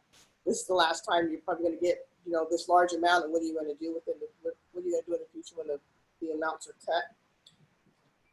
It's a good point. I was for cuts last time, and I'm still leaning that way, but I think 13 is too much. I also agree with Corey about the flexibility for the commission in terms of what monies or no more monies that don't come in the future, what the commission can step in and go ahead and do, as opposed to waiting for the board to step in, because I think the board will be dealing with a lot of things at the time. I think the commission needs to go ahead and take the lead on anything that deals with any IOTA funding. So yeah, and I'm just listening to the conversations now. And like I said, my original thing was no cuts. I do have an issue, and I thought we needed to do some cuts because everybody else is doing something. And I'm still kind of leaning that way, because I do think that the out years are going to kill us. I just think that there needs to be some money there. So that's all. Okay, I have Rich, Will, and now Amin, and Chris is putting his hands up. Yep, I actually have Will first, then Rich, then Christian, and then Amin. Okay. I guess I'll jump in. Or Rich, you can go ahead. That's fine. Okay, I'd like to make my points very succinct. Presently, if you look at the data that is supplied to us in the agenda, you'll see that the reserve is calculated based principally on distributions. And to Donna's point, which I agree with wholeheartedly, we are in a decreasing environment. It's up to us to make certain that future years of funding for our grant recipients can be as robust as possible, even though they won't be anywhere close to the anomalous year we now face. I think that's the part of the leadership role I want to emphasize. And we ought to be calculating reserves based upon our fixed expenses first, and secondly, on how we can soften the blow in future years. I was on the board of LAFLA for a number of years. Executive directors come and go. Their concern is what they're going to be doing this year and maybe next year, but they don't know how long they're going to be with their programs. We have to think more long-term than they do. We've got a responsibility going out a number of years. That reserve is vitally important to give us the flexibility and allow us to be equitable about it. We've got some programs that were severely cut because of their financial problems that they created. We've got to help them under certain circumstances, and the reserve is important for that.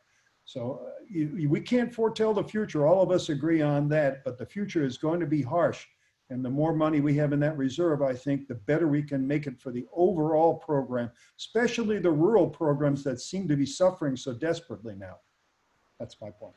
What I'd like to do is jump out of turn here. Selena's been waiting for a little while. She sent a note in, and we're talking about the programs, and perhaps she can come in and shine some light and be their voice here a little for us as we continue then back into the discussion. Selena, would you like to jump in? I'm happy to, and I'll keep it as brief as possible because I know this is a very hard conversation, and I know a lot of folks are probably still in the queue.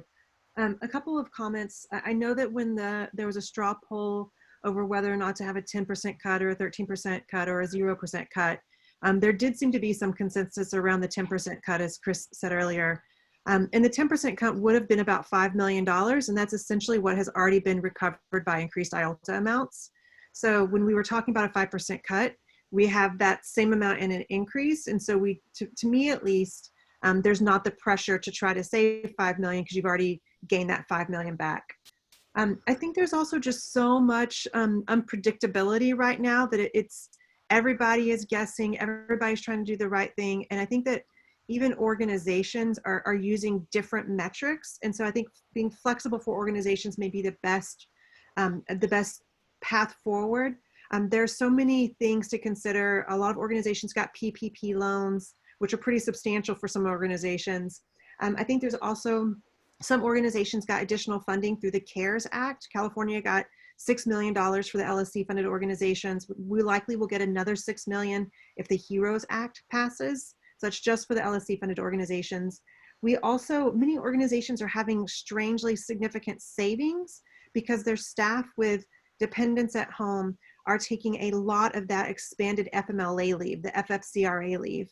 I know for my own organizations, it's thousands and thousands of dollars of savings, and we're tiny.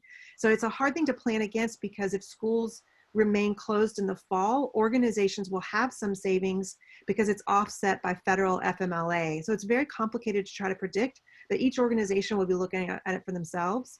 And if this committee this commission decides to have 0 cuts to the current year, as staff currently recommends, with a strong encouragement to programs to carry over more, you also next year, as you're looking at those IALTA amounts, if they continue to be not as bad as they were previously predicted, which is what it's looking like right now, it's not as bad, you can continue to look at 2022 and tell programs again, we encourage you to carry over more of the 2021 funds into 2022, because we know 2022 may be lower. And one quick note, I just wanted to echo Eric's comment about, I think it's very meaningful that there's no cuts to Equal Access Fund. Eric, you're right. We did a lot of advocacy in the legal aid community, talking with legislators about how important the Equal Access Fund is in helping people in crisis. And the governor's proposed cut was only a trigger cut. And we actually worked, I think, very respectfully with legislators to say, this is important now. And our message was heard. And we collaboratively defended the proposal for the 5% cut. But it was very meaningful, because in the last economic recession, as Bonnie can share, Equal Access Fund was not cut. Legislators understand how important legal services is to the safety net, and they did not cut it even when Judicial Council had across the board cuts. Judicial Council protected the Equal Access Fund. So there's another body like this one that makes decisions that impacts low income people, and Judicial Council made that decision too. So I think that there are a lot of really, really caring people who are making the decisions, whether they're the Judicial Council, in the legislature, here, in legal aid offices, everywhere else, probably right now, honestly, in their home, like me. But I think that I would just urge this group to consider 0 cuts. I think it's appropriate, and just continue to message to programs, as Jim said earlier, that one-time increase was a one-time increase for 2020. And if people can carry over as much as possible, I think that's really helpful. And I think that was, those are all I've heard a few comments about, the danger of draining the reserves to 0. I trust State Bar staff to not let that happen. They make very, very accurate projections. And anytime there's a major diversion from that projection, as it happens now, I think they're very transparent with this body. And I think if something happened where IALTA interest rates drop so radically that there'd be a need to dip more from reserves, they would come to you and tell you. And I just don't see a danger of drawing down those reserves so significantly, because I trust State Bar staff. And that's all, my only comment. That was very helpful. Thank you, Selena. Since we're here, I don't know, I'm just going to quickly just ask Bonnie, is there anything that you might want to add? And then I'm going to go back to the list. If not, no worries. I thought. No, thank you. Okay, thank you. Yeah, IALTA is all on you. Sorry. No worries. Thank you. All right. So do we, Vicky, do you have Will, Amin, and Christian on the list? Is that what you have? I Will, then Christian, then Amin. Okay. Will, please go ahead. Thank you, commissioners. I appreciate your time here. Just to clarify really at the beginning here, because our intention is to allow carryover for up to a year, the funds that we're talking about in 2020, they are actually could be considered 2021 funds in the real sense of the legal services using them. Is that understanding correct?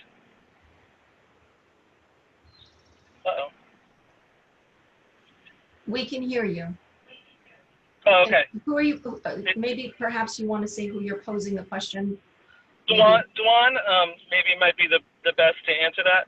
I'm not sure I understand your question, Will. I think what's before you is a determination of 2021 distribution. It's based on projections for the remainder of the 2020 calendar year, as well as going into 2021. But also what's before you is whether the commission is going to modify 2020 grants. Okay, so the carryover portion has not been approved? The carryover is carryover for 2020 grants. So if programs spend down their 2020 grants, then they can request to carry over into the 2021 year. But yeah, just, Right. we did approve, at the last meeting, we did approve the rule that we can look liberally with requests to carry over more than 25% of their 2020 grant, and then B, for the entire year as opposed to 6 months. There's a clarification. You expressed intent to make that motion, but you're going to formally vote on that today. We didn't But vote we did vote on that. We did vote on that. We basically, what we did, my recollection is that we took kind of it was a temperature gauge and a way in which to be able to communicate out to the programs what we were thinking, but that it wasn't a formal vote because we hadn't noticed that we were going to be doing that in the last meeting, but we're going to take that formal vote in this meeting. Am I correct, staff? Let me just clarify. There was a little bit of a confusion of whether that vote took place or not. So the cleanest possible route, let's just re-vote today. Okay. Does that answer your question? Yes. All right. I have my remarks were not about that, but I did want that clarity. Okay. I think something that Jim said, really lean years ahead, has been ringing in my ears here, and I'm thinking in terms of what does this 10% cut buy us? What would it buy us? Well, it buys us the opportunity to put it into a reserve for later years, though as it's projected out, we can only use it in 2021. But maybe we change the reserve policy and hold more money back. But what it would buy the agencies, and I think this is key, is time. Having time to plan matters. And we're talking about money that we promised. In November, we took a vote and we promised it to these agencies, and they did their budgets based on those numbers. And now we're going to make this cut very close to when it would take place during an emergency. And I think we should recognize that if there is an argument to be made for using it now, it's that we are buying time to let these agencies plan for what's going to happen next. And it's not just the money that they'll be using in 2020, assuming we take the vote to allow carryover. This money they can then use to plan for 2021. And I think that grant of time cannot be overstated because it allows clarity of thinking and planning and the ability to do research. So I think in terms of leadership, we're talking about cutting for the poorest people. We're not talking about cutting for the DMV or other programs. We're talking about the people who most need it during a time of crisis. And I would rather we grant the most flexibility and time to assess where we're going to be at, especially since we've made a promise to them when we voted in November that we would give them this funding. So I leave my remarks there, and I appreciate Jim and Rich's comments, but I wanted to add that as a consideration. Bonnie, can I make a clarifying point about a reserve policy that everybody's, we're on the same? Yes, please. So the reserve policy doesn't give a lot of guidance in a declining environment. It just provides for a range, and it's actually the cash on hand policy of 30 to 75%. So you have at your discretion to staff took the 30%, but you have at your discretion to be within that range, and also to deviate, though we wouldn't suggest to deviate too much below the 30%, but that's a target range. Staff, what we've done is just taken at the 30%. And it's called cash on hand for the various reasons that Zahara already eloquently kind of expressed in terms of it's not just going to the grants, but the staff costs and so forth. But it's not just 30% is what the reserve policy. It's a range, just to clarify. Great, thank you, Christian, Amin, and I also see Pamela is placing a few questions here on the chat, so we'll come to you after Amin. Christian, please. I'll be brief. Yeah, I want to appreciate Selena's comments because you really calmed me down because my feelings are growing more entrenched. and my blood is boiling, and it's really misdirected at this body because it is so well-meaning. But God damn it, we have been fighting over scraps for so goddamn long. And the amount of money that is allocated to these issues is inadequate. And this one-time funding only gets us to a place where we can begin to think about addressing the social inequities that are inherent in the legal services process. And the fact that we are considering calling a voluntary cut of this kind a leadership position really rankles me. Because to me, this is the moment that we actually need to exercise our leadership by saying 2020 is just beginning to approach where we should be. 5% is not like, it was wrong for the governor to propose it. It's wrong. It's more obviously wrong to more people now. But to me, I guess I just do not understand how we can take this moment and we can say that prudence, which is very, and look, it's very well-meaning, because we are operating in a reality, and our job is to operate in the reality. But if we don't take this moment to say this reality is bullshit, and we need to reorient our reality so that we are going to the legislature and we are saying, look, there are too many poor people seeking access from too many legal services organizations. And if you want to fix that, you've got to do the following and put your money where your mouth is. That's what I think true leadership would be. So I have nothing but esteem for Judge Seligman and Jim and Rich. And I know that what you're advocating is reality, because these are very difficult political fights, and we are operating in a real political world where those things matter. But if this is not the moment, then what is the moment? I mean, we have got to take this moment and say, look, $50 million that we are looking at in 2020, that's the baseline.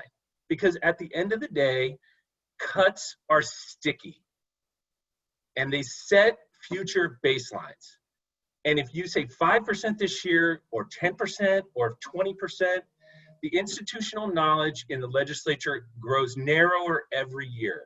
And it's true, we have allies, but if you put a rookie chair in charge of budget cut subcommittee number 4, and they see the baseline from the year before as X and not 2X, then they will cut off of X. So anyway, I'm sorry to get upset and soapbox, but this is the moment for this commission to draw a line in the sand, I think. Thank you for that, Christian.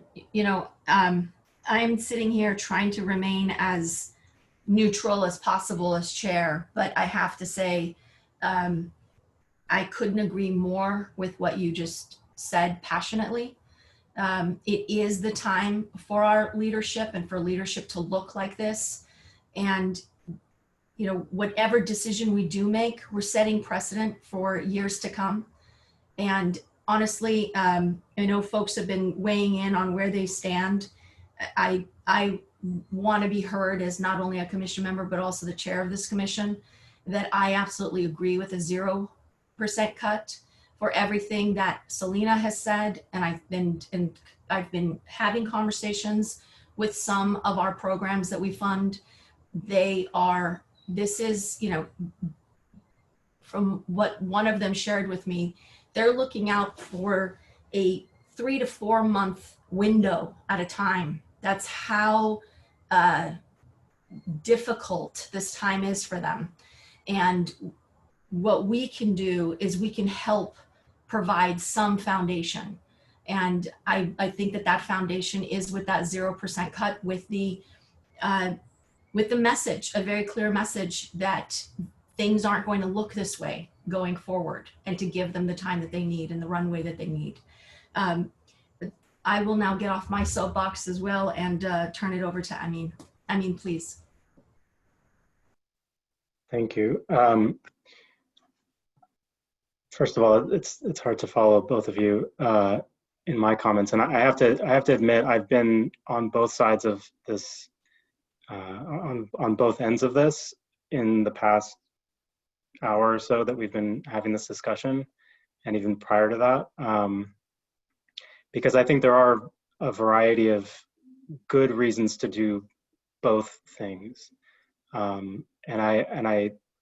this is not an easy decision for me or for this body. But I kind of keep coming back to, we have an obligation to distribute funds to these organizations that are providing critical services. And while taking a cut now may help us in the future, and probably will to a degree, I think the idea that we'll be able to rely on something like that to be materially meaningful in the future, I think is not, I don't see necessarily, it's to Will's point, how 10% is necessarily going to help us significantly in the future. It seems to be more symbolic. It seems to be more of a something that we're doing to address the fact that there's a decrease and an anticipated decrease. But we have an opportunity now, and I agree, we have an opportunity and an obligation, I think, to fund at the level that we can the organizations that are doing this work. And unfortunately, if we could control what goes on in the future, I think we would be in a different position. If we had a better idea of what was going on in the future, we'd be in a different position. We're at the mercy of IOLTA and of these amounts every year to go up or to go down. And I think for us to try to gain some control over that process it'd be great if we could, but we're not going to be able to. And I think 10% is probably not going to give us any, like I said, materially more control. I'm open to the idea and the discussion about changing the reserve, but I do think that we have an obligation, and I think the need is going to be significant this year, next year, and going forward. And to take away money now, I think, is a bit short-sighted. That's my view. Thank you, Amin. Pamela, do you want to jump in with your questions that you have in the chat here, or anything else that you might want to bring forth? Pamela, if you're speaking, you're on mute.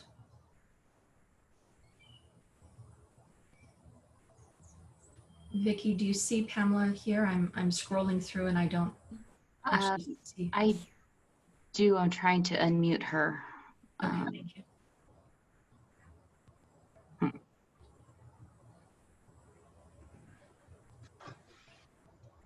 It's not allowing me to unmute her.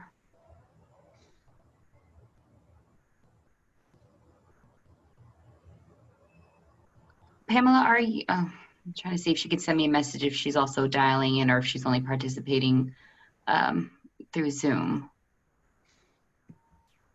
I can't unmute her either. I think there's I'm not sure what's going on.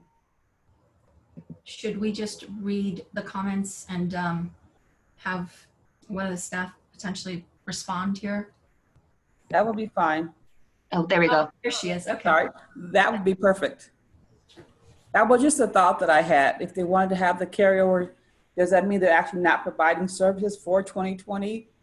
In light of trying to have a reserve for 2021.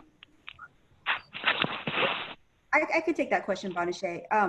So Pamela, the way the carryover works is programs do a budget before we get into the year. So last year, the programs did a budget for the amount of funding their grant allocation. If they don't spend the entire grant amount, they can ask to carry over that amount into the next year. So that for that portion of the grant that's unspent, you're correct, services aren't provided, or the activities that were proposed were not completed. And they then make a proposal to how they would use that fund into the following year. But it's just a portion of the grant. Selena just sent a quick note that many who have received the PPP loans can easily do that carryover and shouldn't assume a loss in services with a carryover. that helps. I see Zahira's hand up. Is there anyone else, Keith, that you see? Yes, actually Chris Iglesias and then Zahira. Okay, Chris, please. If you're speaking, yep. there you are. Thank Got you. it. Okay. Yep.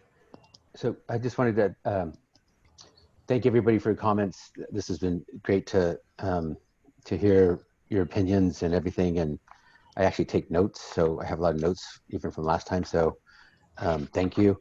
I'm gonna probably have to jump off a little bit early today. So, but I just wanted to again thank everybody. And you know, again, from the work that I'm doing, from the work that I see, I just see nothing but great needs in the community, especially for the population that we serve right now. And I think Will and Chris, thanks for your passion, Chris. I appreciate it. It is a time for us to really step up. I mean, these organizations, they are literally on the front lines dealing with this stuff. And we're in a position to make sure that they have the resources or the ammunition because they are on the front line. I think we really need to be aggressive on that. And if that means, dealing with the consequences in a year or so, then I think this commission is just going to have to work a little harder in a year or two, or whatever the case may be, right? And partner with banks and look at all of our agreements differently, right? If we have to. But the way this pandemic is hitting these communities, and the fact that that's where all the infection is. As I look at this big Zoom, and I see there's a lot of privilege, right? And the folks that we're trying to help don't even have the basics right now. And there's such need for the basics like food, shelter, and the issues that they're going to be running into, especially around employment. They're going to need these kind of services. So, I'm not saying that's how I'm going to vote, but I'm just saying that's kind of how I'm viewing this. So, but I think some of the things that I need to check in with staff around kind of our fixed costs and obligations, I think Rich was bringing up, I think those are really important to look at. I don't understand that completely yet, so I'll be looking at that. But again, just wanted to share some of those comments and thank everybody for your participation, and Chair for your leadership. Thank you. Thank you very much, Chris. Zahira, please. Thank you. So this question actually gets back to a comment that Selena had earlier related to the PPP loan. And I was curious in terms of that particular piece, like understanding that organizations that were able to receive that loan and then have these additional resources that they're able to roll over, to get a sense of like what size and scope are those types of organizations. Because I think for some of the organizations, the smaller organizations led by individuals of color may not have been able to actually get those loans. And so would love to hear your thoughts in terms of how that actually rolled out. Because, as I was sharing earlier in terms of what does equitable distribution look like, and who are those organizations that actually do have a significant amount of carryover versus the others who are looking for what does 2021 look like? May I respond? Yes, please, Selena, please. I think that Dwan probably has a better idea of how many organizations ultimately were able to get PPP loans, but Zahira, you're right that in the beginning it was not very equitable. It was the larger legal aid organizations who, especially those with connections to larger banks and those who already had an existing line of credit who quickly got PPP loans. But at least when I'm part of a number of different executive director groups, and those of us who were getting in the queue in round one quickly got our PPP loans approved in round two. And there was a lot of discussion, especially amongst executive directors, about smaller banks that had very friendly customer service, and it just took a little bit longer to process the PPP loans. But I would estimate that at least 60 or 70% of programs, if not more, got PPP loans. And it was very confusing in the beginning, but as more of the regulatory language was released, we were all supporting each other to understand how to apply for it. And now that the PPP loans have been extended to the forgivable time period of 24 weeks rather than 8 weeks, it's actually a much safer loan that will transfer into a grant for organizations. But I think the majority of programs did apply and were successful because we all were supporting each other. But Dwan may know if organizations have specifically told you. Yeah, I don't have exact numbers, but it's as Selena described. I think with the first wave, it was all the large banks and the large programs that had relationships with certain representatives at banks that could turn it around the application. I was hearing like 24 hours and they could get a response, which was like unbelievable. And the smaller organizations, a lot of them didn't even occur to them to put in an application. But luckily the community has been very, very collaborative, has been very sharing with that information. So I know there are many organizations that, were able to secure a product and then email that out to the entire community. Is like, if you're interested, reach out to this person at this bank. And I think, like I said, I don't have the exact numbers, but there have been a lot of applications from our programs, small and big now. Does that help, Zahira? Yes, thank you. Yes, you're welcome. Are there any other individuals in queue, Vicky? No, it looks, oh, I had Louisa, but her hand was put down. I don't know if she still had a comment. Louisa, would you like to weigh in? I was just going to echo a lot of what other people have said. So I'm not, in terms of time, we may or may not have. I have moved down to these organizations really, really need help as much as we can give them right now. And so I'm down to the zero, cut at this point in time. Even with the money we do give them, I think a lot of them are going to suffer. I mean, it's inevitable. Other organizations I'm involved in, I mean, the impact of this, I don't think is even realized yet to a lot of people. So anyway, my 2 cents. Thank you. Thank you for your comments. Is there anyone in the member of the public that wants to be heard at this point? Do you see anyone, Vicky? No, it looks like a member of the public has joined and I allowed them to speak, but I don't think she has any questions or comments. Okay, very good. Really, many have already said this, and I just want to make sure that I echo it. This conversation, I think, is really shows and exemplifies the attention, the care, the commitment that the members of this commission have to the work that we do. And really full applause to the staff for all of the work that you have done to bring us, spoon feed us all of this information so that we can have this robust discussion. I don't think there was anything that was left unsaid. If there is, please weigh in now. It was important for us to have this transparent of a conversation, because this is not a light one and a light decision that's before us. So with that said, I want to thank all of you. And Dwan, how would you like to proceed at this point? I know there's the vote for 4 and 5. Do you want that separate? And then how would you like to proceed? Very quickly, Dwan, sorry, Debbie Manning raised her hand. Oh, of course. Okay, please, Debbie. Only thing I want to say is I'm happy as a board trustee to participate in this conversation. I echo what Chris says. I don't know that the board participate in these at this level, this granular level, as to what the commission really does. And I think it's important that we do, so that when we get to a board meeting, we don't get this granular with it. And I think it's important that to hear what people feel and what the sentiment is out there. And I have to thank Selena for her comments, because that really is very informative to hear, because she talks to the organizations directly. And that was very good for me to hear. So thank you very much. Thanks for, I'm glad we're able to participate in this. And this really is very helpful to me in how I think. So. And getting a thumbs up also from Chris. Really, this having you and Chris with us engaged in our meetings, from my vantage point, it's been invaluable. And to have the two of you weighing in and bringing in your perspective, I think has us become more and more cohesive in our work, based on just underscoring what you were just speaking to, Debbie. So the more you guys can jump in, please, you're part of this, and we welcome what you have. You have to give to us. So thank you. And thank you, Selena. Thank you.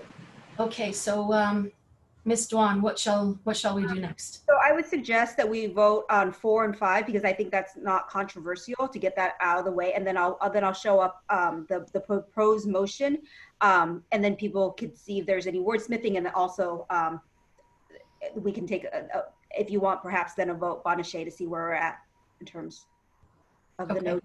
So let me pull up.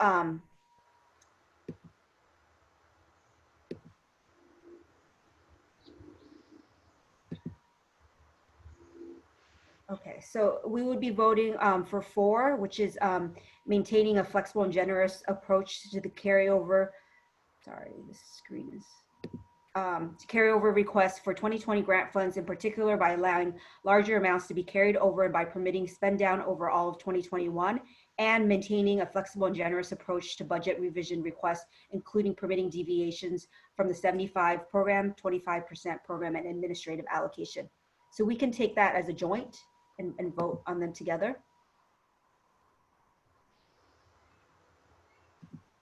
I would move that we approve items 4 and 5 as phrased. Okay, let me unshare my screen. Eric? Was that Eric speaking? Yeah. Yes, that was Eric. Oh, thank you. Is there a second? I'll second. Is that Amin? This is Amin. Yes. Okay. All right, let me figure out how to expand it so I can stop sharing my screen. Okay, so let me do roll call vote. Aglagi? Yes. Iskin? Yes. Al-Saraf? Yes. Bartleson? Yes. Bayless Fightmaster? Yes. Bennett? Yes. Lachelle? Yes. Connolly? Yes. Du Bois? Yes. Delfino?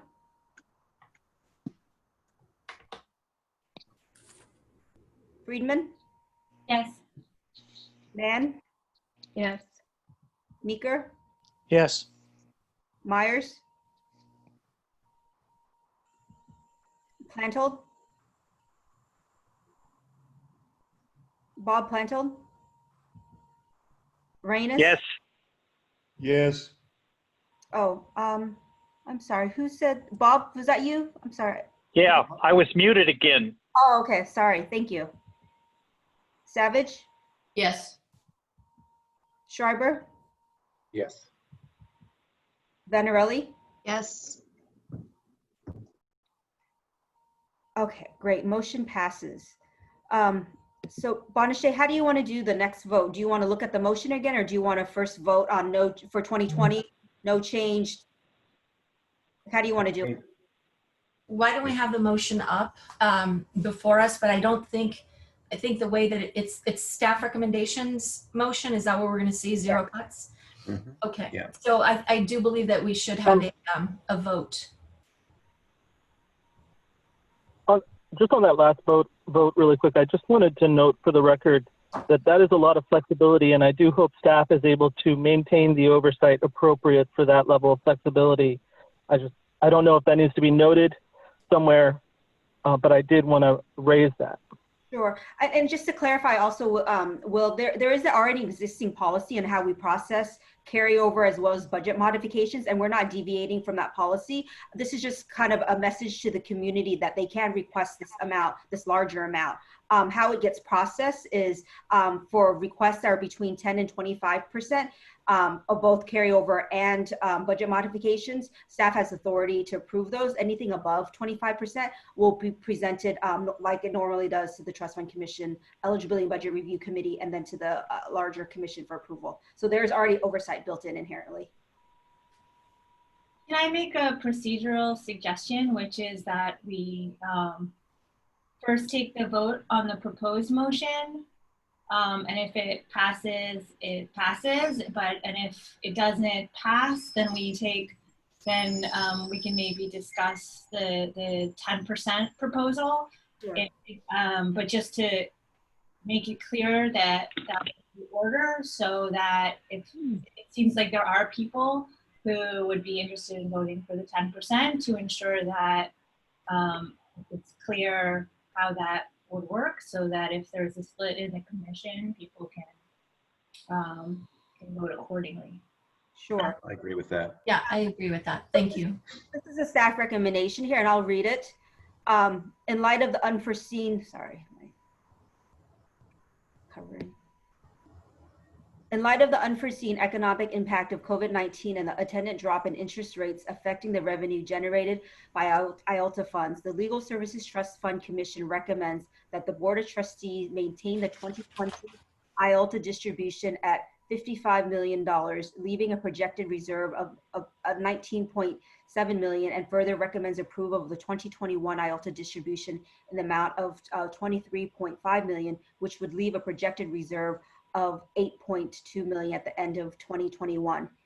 If changes to the EF or other non-IALTA funded sources occur impacted IALTA funded grantees, then the Commission recommends that the Board of Trustees delegate authority to the Commission to determine whether the increases or decreases to the 2020 and or 2021 IALTA distributions are appropriate. So this is a staff recommendation of no change to the 2020 IALTA distribution. And it takes into account the additional $5 million increase in revenue for this year. So moved. Second. Do I have a second? Was that you, Corey? Okay, Eric. Corey, second. Would you like to? I'm sorry, Eric moved and Corey seconded? That's correct.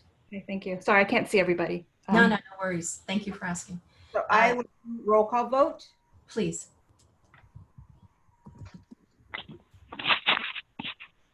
Aglagi, Yes. Iskin, Yes. Asaraf, Yes. Bartleson, Yes. Bayless Fightmaster, Yes. Bennett, Yes. Boschelli, Yes. Connolly, Yes. Du Bois, Yes. Delfino,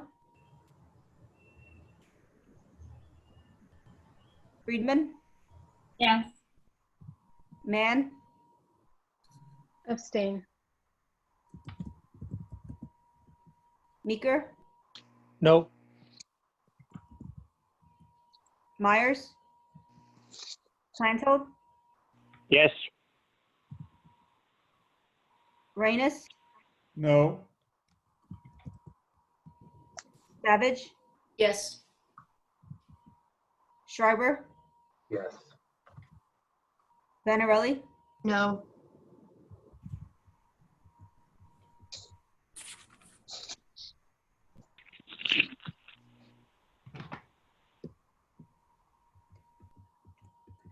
Elizabeth, do you have 13? Sorry. I have 13, Dawn. Okay. Yep. The motion. Was anyone else counting or? I was. I had 13 as well. Okay, Eric, thank you. Okay. Motion passes. Thank you. I feel like we all need to go get a drink now. I'm not sure what to do at this point. Everything else on this seems a bit anticlimactic, but let us proceed. Thank you, everyone, for the robust discussion. Honestly, thank you. Okay, moving on to the business C, line item 6C. Yes, Approval of recommendation for Partnership Grants Committee for 20. Christina. Hi, Dan Pasamanik is also here. I wasn't able to earlier, but hi. So Dan, you and Christina are up for partnership grants. Christina, would you like to report or shall I? I can go.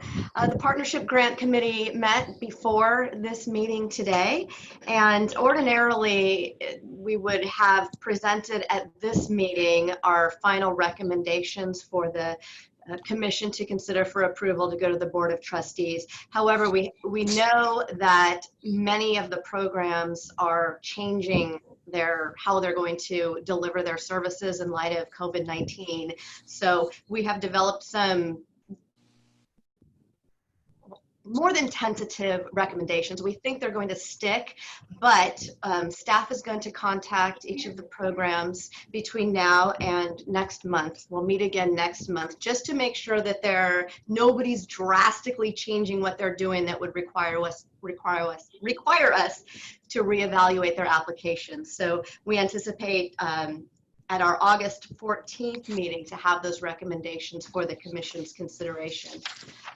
We do have a recommendation that we would like to take action on today, and that has to do with the partnership grants carryover policy, very similar to what we voted on earlier in this meeting. But partnership grants carryover policy traditionally has been very stringent, typically not allowed unless the project is not going to be seeking funding for the next year, then they can have the carryover. Do we have a slide for this one, Dan? I'm afraid we don't. Okay. The timeline just works out so that we wind up approving the following year grants before we find out that the current year grant's going to have a carryover.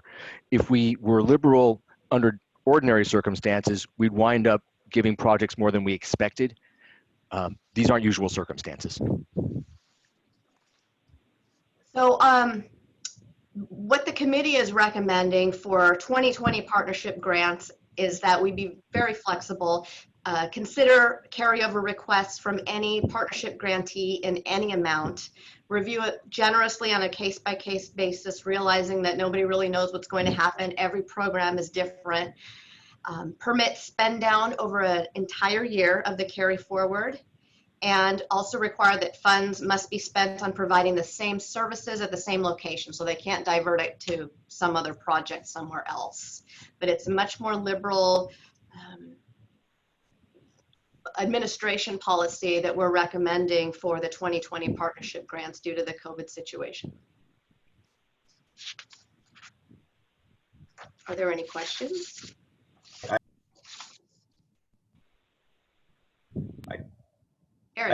Just a quick one. I mean, I think what you say, Christina, makes a lot of sense in terms of being liberal.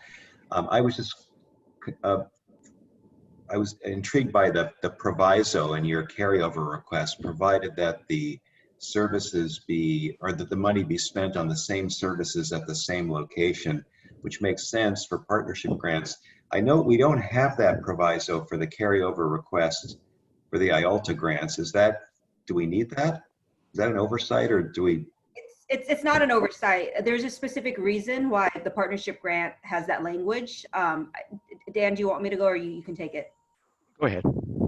So with the partnership grant, there's a requirement that it has to be at or near the courthouse, and there's also a number of other very specific requirements. With IALTA funding, it's very flexible, and a lot of times the programs use it for general admin, so we don't put that type of prohibition, because in some instances they come back with completely different services, whereas with partnership grant as well as with bank grants, they're discretionary, and the committee and the commission has agreed to fund that specific activity. So it would be not fair to fund something else. So for the IALTA situation, if somebody had allocated 10% of their 2020 grants, let's say, to computers, but they didn't spend the money and they wanted to carry it over, and we approved a carryover, right? Yes. And so in 2021, they don't have to spend that amount on computers, right? They could spend it on anything they want to. That's for legal services. They want to. There's for legal services. Well, there's a specific definition of what materiality is in our financial guidelines. So if it's, if it changes, how the way the budget application is designed for both IALTA and EF, they have to propose, activities. For EF specifically, a set of activities. IALTA doesn't have that language, but there are, activities that are proposed. If it deviates, substantially or materially, we do elevate that to eligibility and budget review committee. But with IALTA, because it's so flexible, it's in many instances it's approved. But the thing is, it could trigger other review. For instance, if they had budgeted for computers, but now they're going to use it to go renovate, that would trigger extra review. if they are deviating from those original percentages that Erica was talking about, personnel, non-personnel. Now we're being more flexible, but however, it would still trigger additional review if there's a deviation. So there's built-in review for IELTS and EF. It's just with partnership as well as bank grant, there are specific requirements to those funding. And so it only makes sense that you've already agreed to that specific, funding activity, that for them to change it is not appropriate. Okay. Thanks. Are there any other questions? This is Bob Plantrold. I want to suggest we may be familiar with some terms, but they could be loaded. Maybe we should talk about being fluid rather than liberal, because these are being recorded and the minutes might trigger somebody's political antennae. Would generous work? Generous, variable, it's just like, I'm trying to defend us, if you will, from possible future inquiries. Well noted. Thank you. Thank you, Bob, for that. So let me read it again. The request would be a motion to approve the following administrative carryover processing requests. 4 prongs. Number 1, consider requests from any grantee in any amount. Number 2, review generously on a case-by-case basis. Number 3, permit the spend down over an entire year. And number 4, funds must be spent on providing the same services at the same location.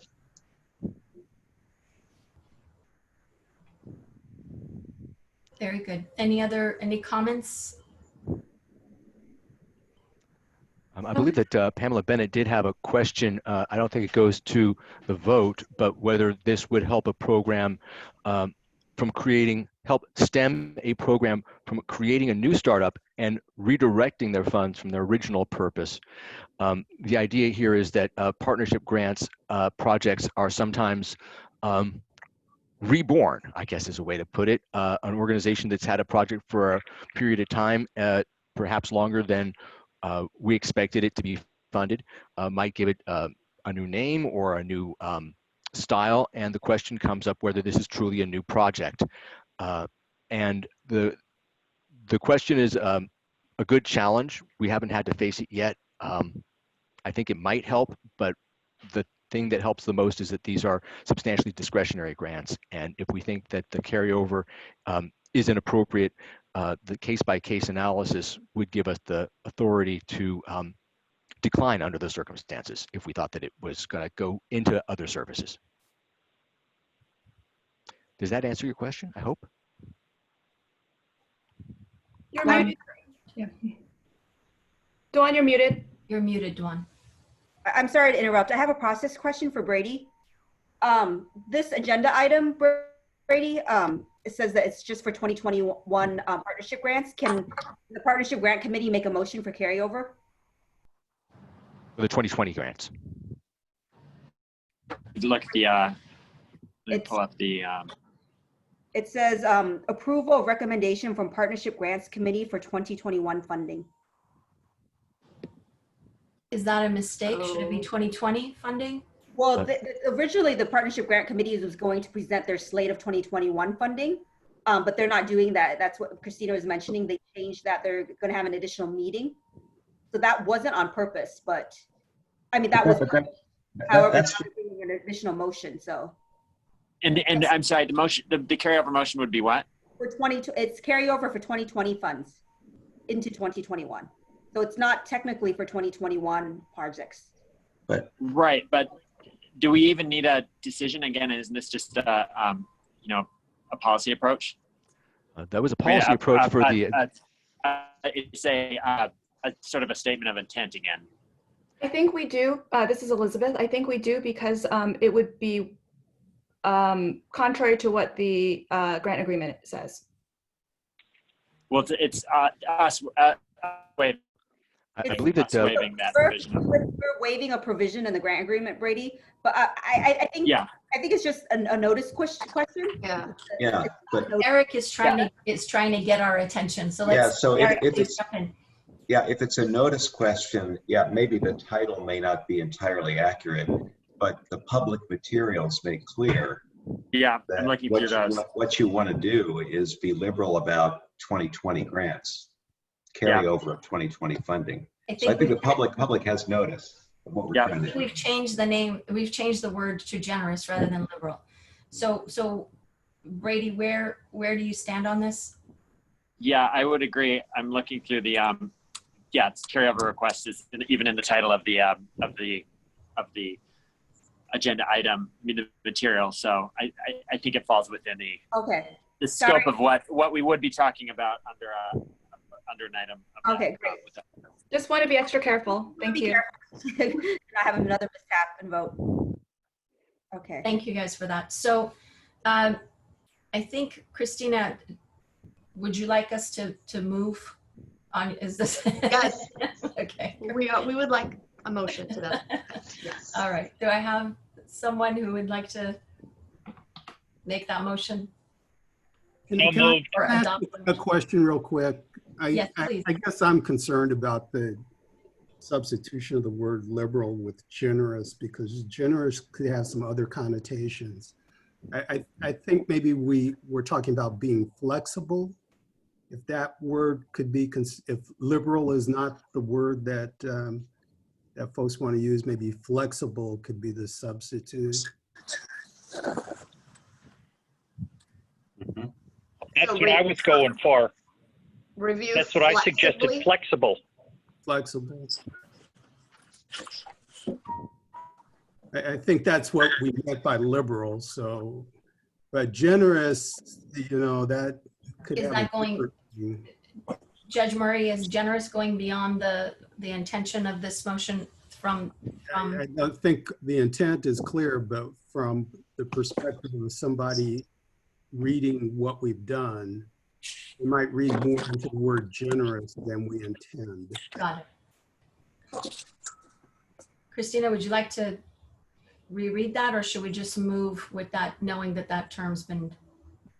Let me reread it. So the 4 points are: 1, consider requests from any grantee in any amount.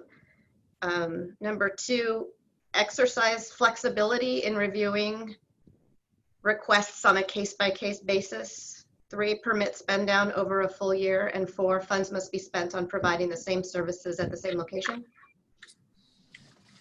Does that work for everyone? Yep. Okay.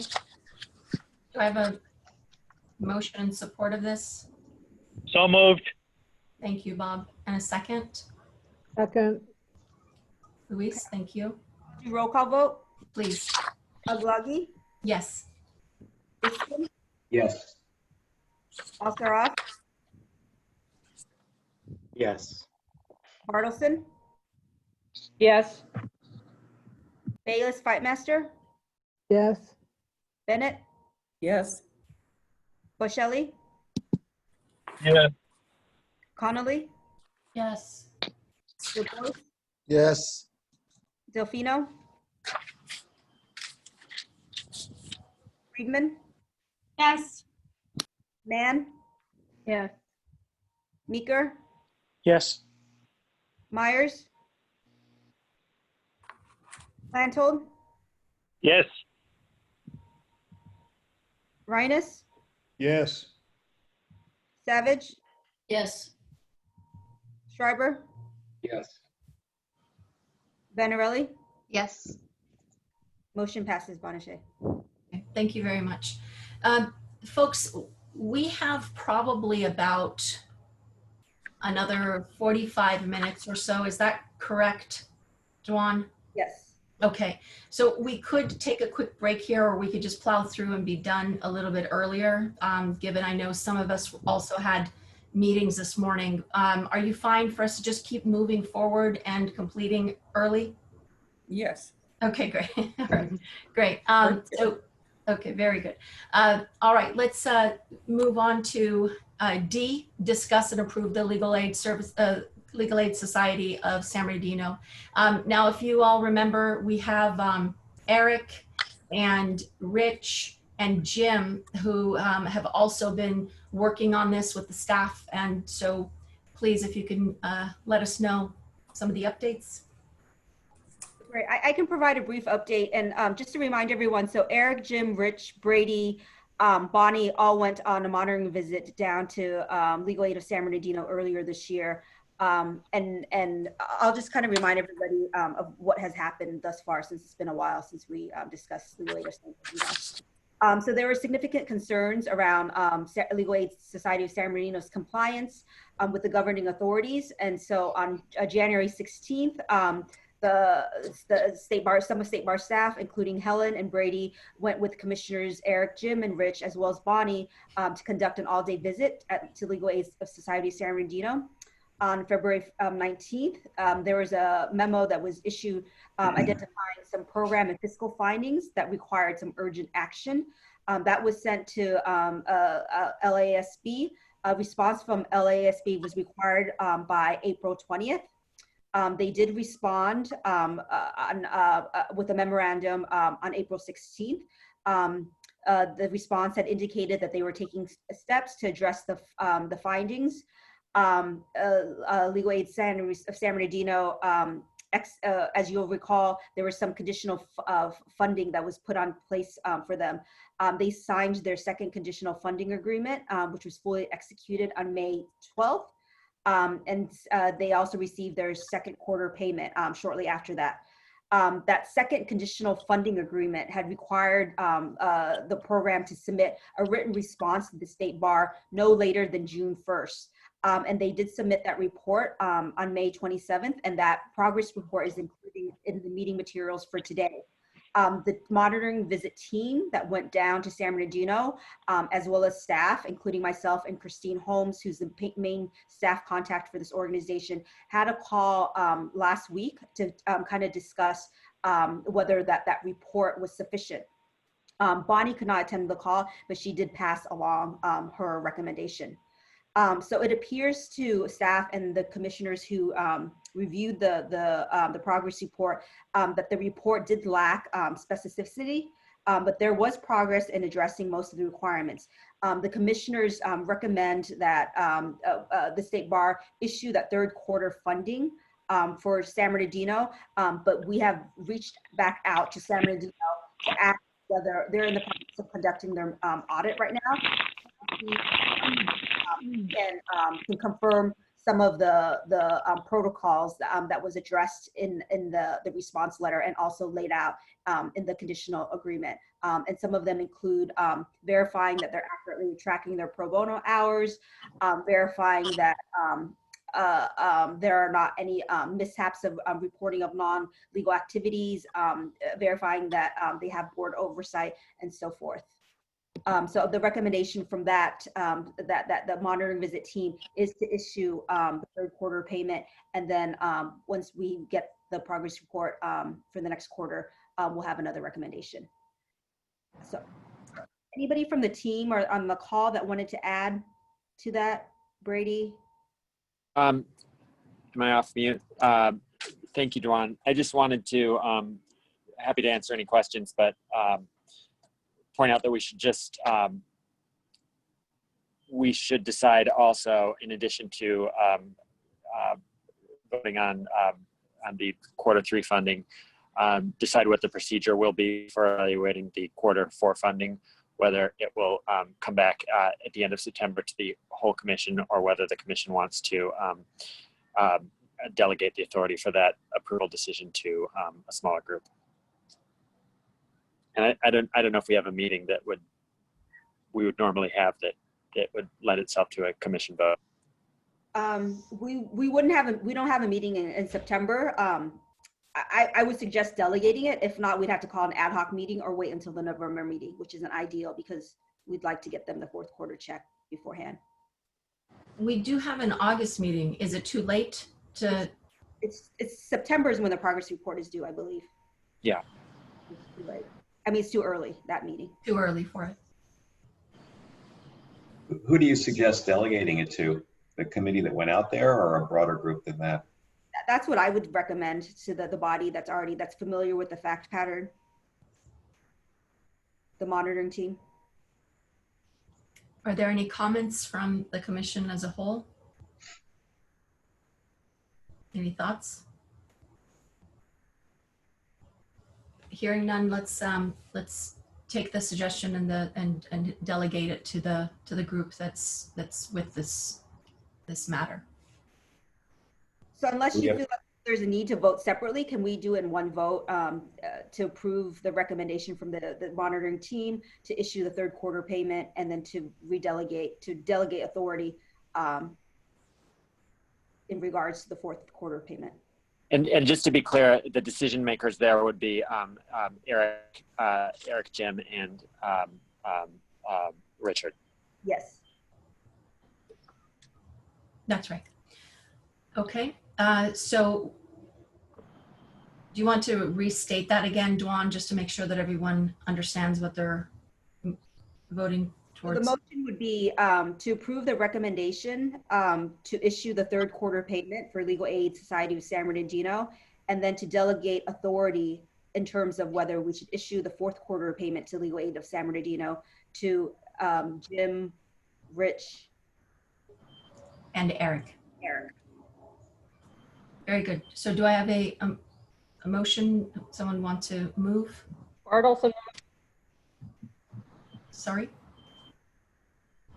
Bartleson moves with what Dwan laid out for the motion.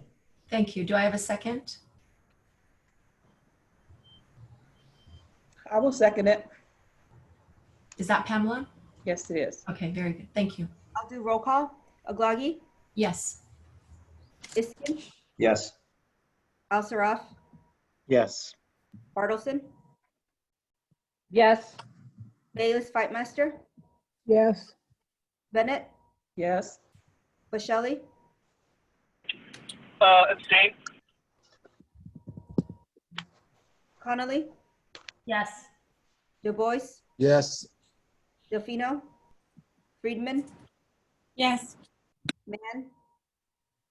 Yes. Meeker? Yes. Myers? Plantold? Bob Plantold? Brinus? Yes. Savage? Yes. Schreiber? Yes. Vanarelli? Yes. Motion passes, Bonneche. Thank you, Dwan. And I'll just jump in and say a Bagley-Keene review, since that new working group has both been created by formal action of this commission and includes more than 2 people, and also is a group that's been delegated authority. The meeting will be subject to Bagley-Keene, and we'll post it. Well, but Brady, let me ask a question. So if Rich and Jim and I, have meetings to prepare to go out to San Bernardino or to review the materials or whatever, that all has to be public? So, it's, I would say if the devil's in the details on that, if we're going to go out and just fact gather, but I think we just need not to be talking about the ultimate question, what our decision is once we've gathered the facts. But I think as a best practice, if you are planning on jumping on a call, that staff should be there and we can let you know if we notice or not. So. Okay. Well, just really quick on this one. I thought that the decision that we had made when this group kind of came together, Helen had mentioned that if staff is requesting for the commission members to come together, then there isn't a Bagley-Keene issue. Did we just vote ourselves into a Bagley-Keene issue? Well, because you're being delegated authority to make a decision. Right. Or was Right. you a working group to go out and gather information and facts? It's a little bit different. Right. Is right. that the And distinction? if we have a it's the devil's in the details. If we have if we decide, hey, I'm going to assign so and so to interview the executive director, that could be a staff decision. It's really now that the authority's been delegated, we just don't want decisions. We just don't want discussions among that group as to what their decision is going to be to happen outside of a notice meeting. May I note that on chat, Bob Plantold has a yes we vote. We will hold your hands through this. I appreciate that you'll hold their hands through it. I just want to also make sure that we're not binding their hands in any way. So I guess what's the confusion? I'm sorry, I'm. Well, I guess I was, as a practical matter, we're going to get responses from the auditor, I guess. We'll look at them. We may want to discuss them by way of figuring out what to do. I guess what you're saying is if we want to have such a discussion, it should be publicly noticed, or we should involve staff, or what should we do? We should have the meetings be publicly noticed, and then if we want to assign some fact finding, that could be separate. got it. Okay. Are you guys, gentlemen, understand the task at hand and the I guess. I thought I was giving a simple recap, but I opened a can of worms.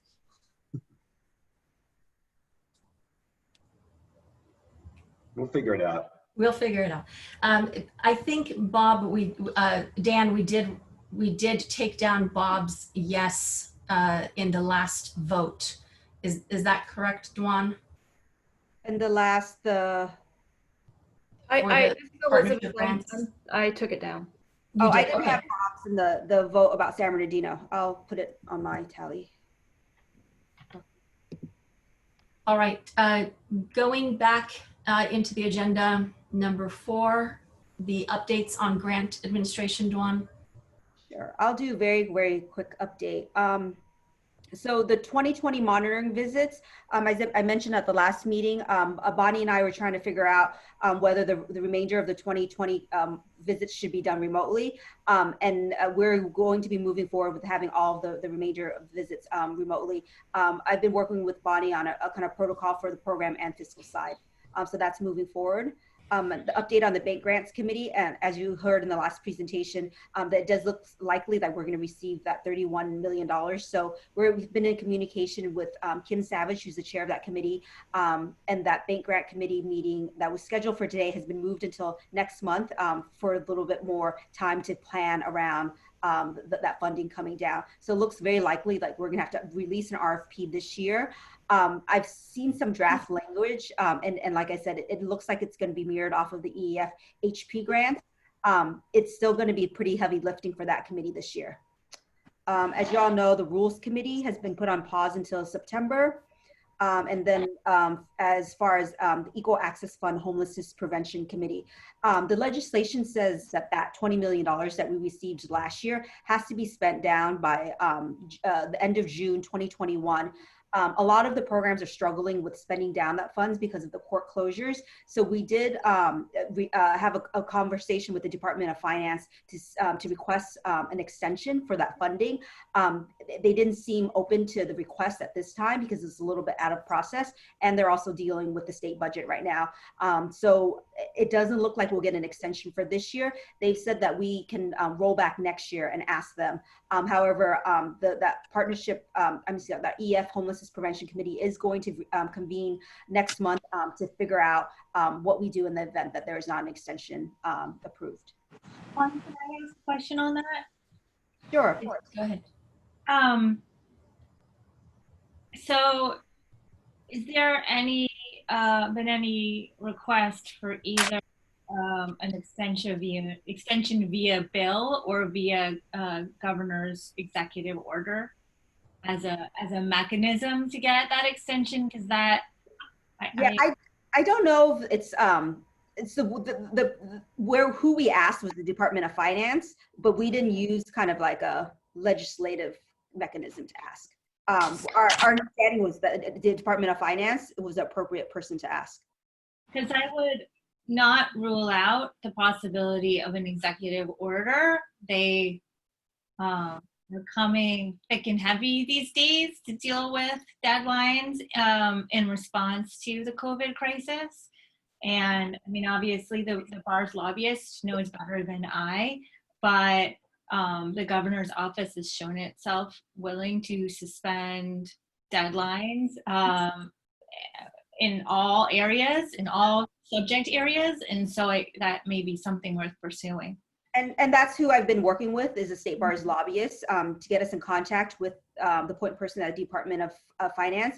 And there's a little bit of a sensitivity in that, because we're receiving that $31 million pretty much for almost identical services, that saying that we can't spend it down. I mean, some of it, I mean, it's because of the court closures, right? So it's really not that the programs can't spend it down technically, because once the courts are open, we've been told that there's going to be a surge of need and activity. It's just when that's going to happen is a little bit hard to plan for. So we wanted the Department of Finance to give us the official okay, so that we could be in a better place to help programs plan. But we also don't want to communicate the message that we can't spend it down, because we want the additional funding for our programs. No, I mean, I understand. That makes sense. I've just found that DOF is really hard to reach, really hard to get through to, in my experience. And actually, sometimes the legislature, the governor's office is actually easier to get response from DOF, just because they're No, definitely. And I'll follow up with our lobbyists again, as well as Donna. But because we are kind of trying to strategize as a whole in terms of these potential pots of funding, that there might be, we might want to push in another area. Yeah, that makes sense. Are there any other questions or comments up to this point? Vicki or Kimberly, do you see any hands up that I may not? 1 second. No, I don't. Okay, very good. Thank you. Go ahead, please, Tuan. I'm finished with my update. So I think we're now on agenda item 5, Bonachet. Okay. Liaison reports. Chris and Debbie, would you like to take it? This is Debbie. I'll go ahead and get started with the EDs. So as everybody knows, search for a new executive director for the State Bar is currently in process and has been for a number of months. The process has been a very robust one that is being conducted by 4 board trustees, including myself as the chair. The full board of trustees will be interviewing the top candidates at a notice meeting per Bagley King, and we anticipate announcing the new ED by the end of July. Very good. Thank you. By when? I'm sorry, I didn't hear that date. By end of July? The end of July. By the end of July. Thank you so much. Bonnie?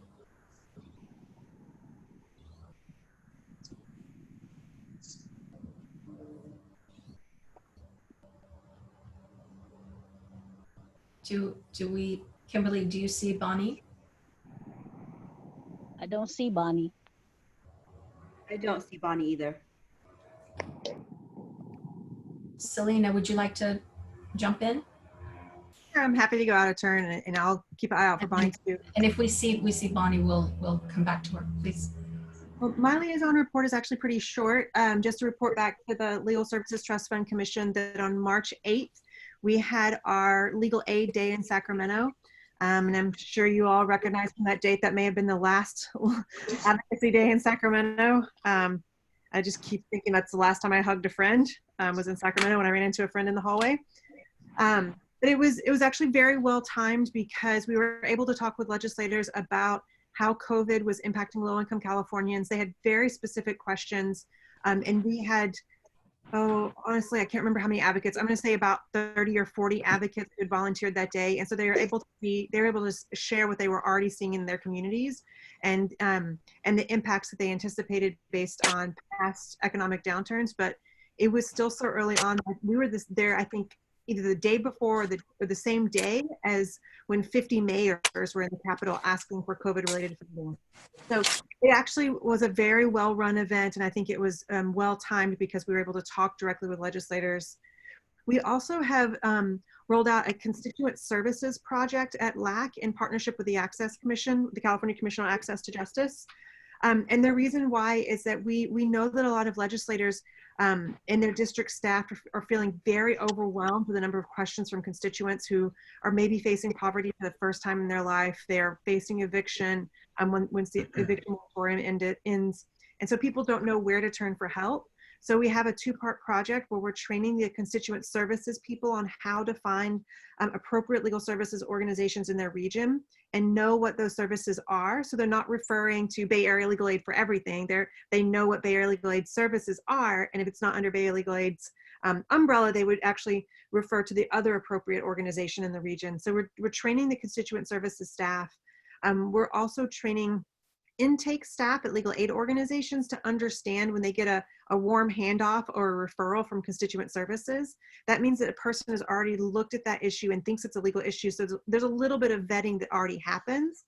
And so we're working on how to explain that that should be a warm handoff. And you should assume that a person has already asked that person some questions, and how do we not re-traumatize someone who's already explained all the bad things that happened to them to a constituent services person, and then they have to again get handed off to yet another office. So we're working on those two pieces. I think it's going to be particularly important now, just as everyone is struggling to find help.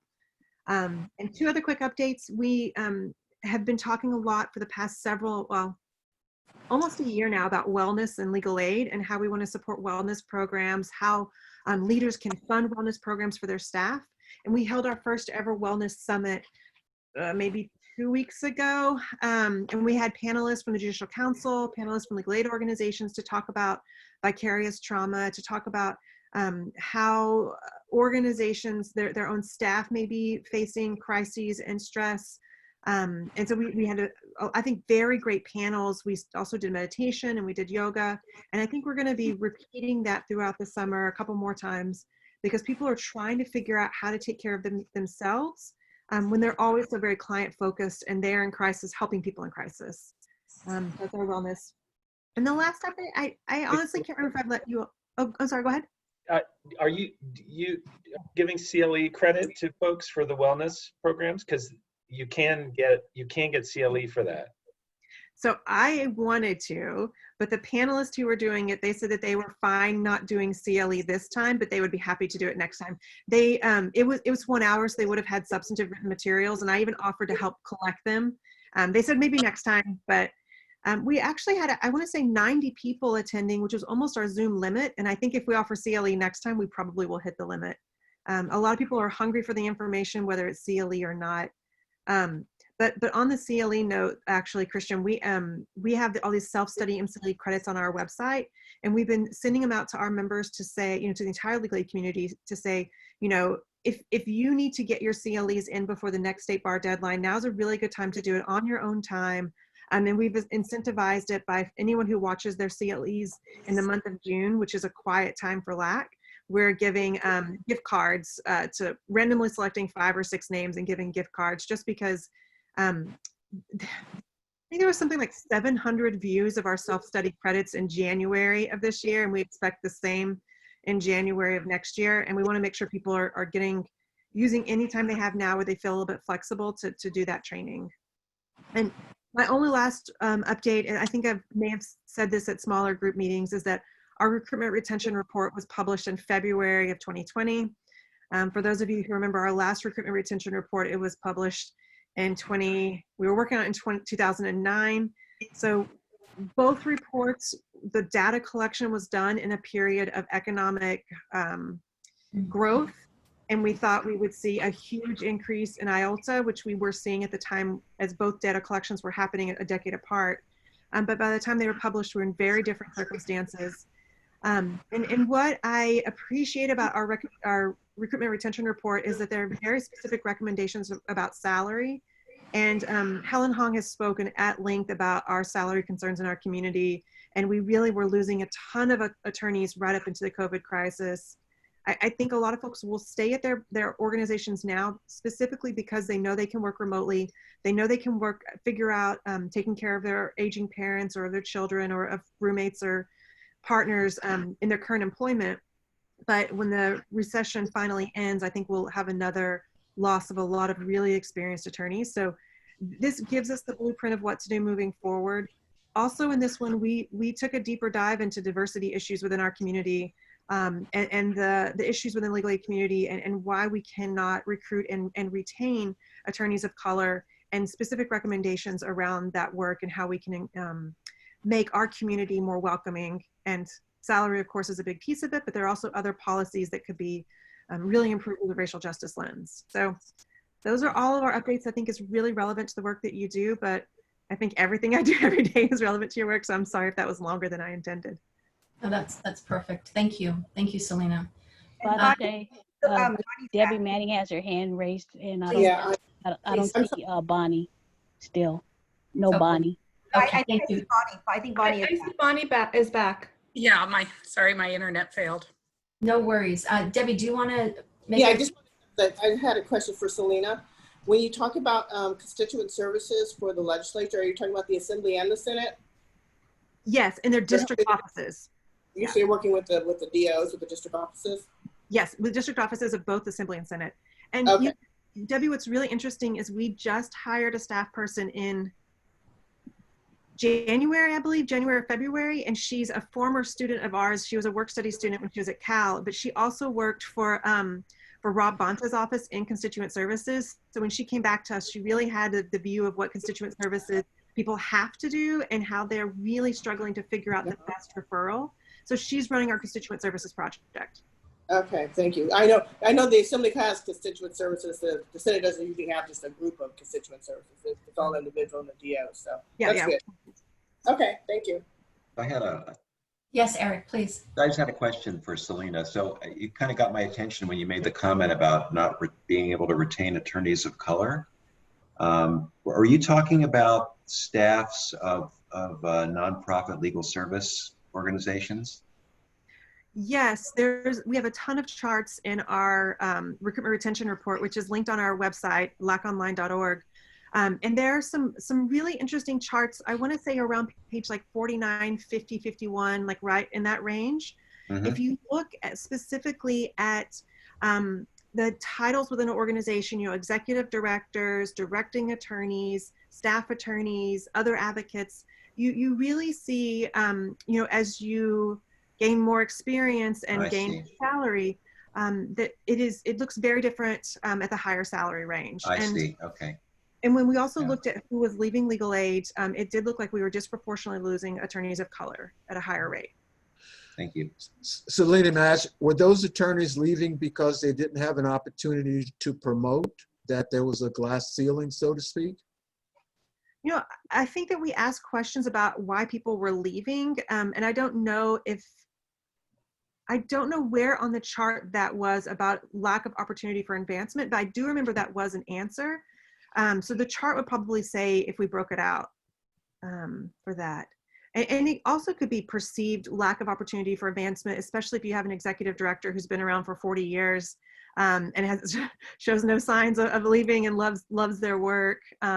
And we also saw many times, interestingly, and probably not surprisingly for you, a lot of folks said that they did not want to become a supervising attorney because their supervising attorneys looked busy, looked like they didn't enjoy the work, looked like they perhaps it wasn't worth it for the salary increase, and it was just too much work.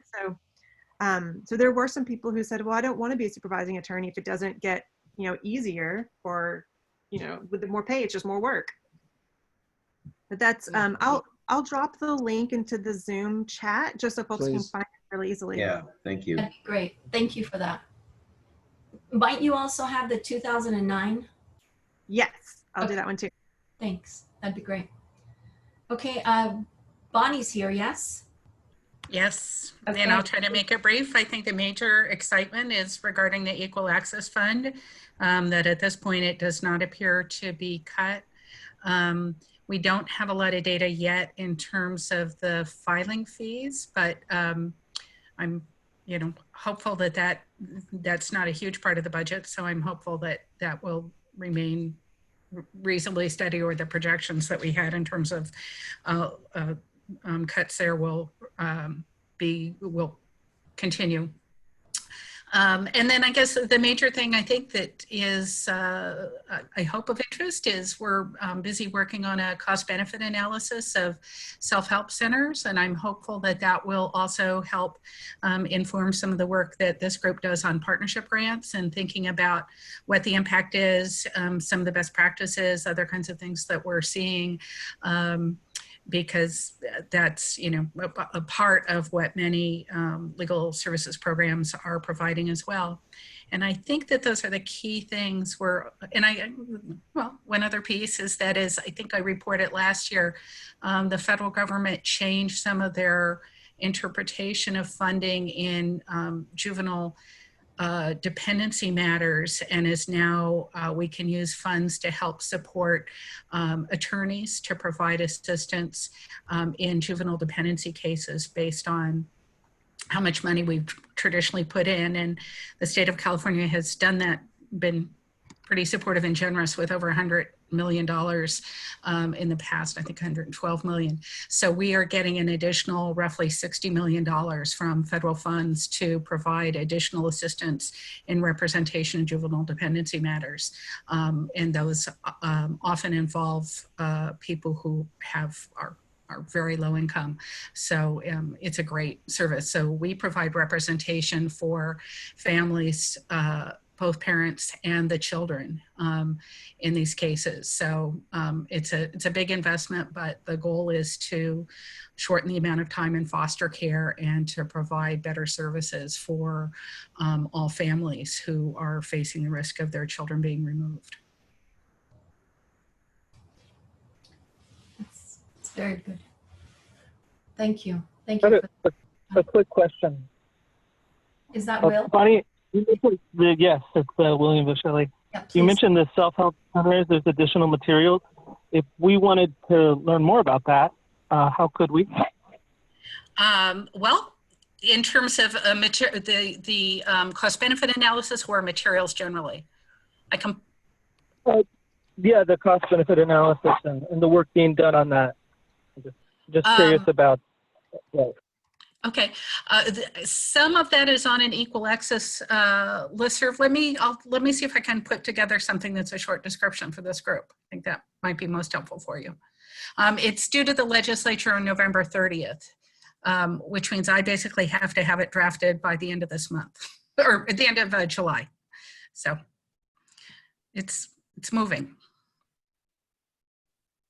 Any other questions? Thank you. It just sounds really interesting. Sorry, any other questions or comments for Bonnie? No?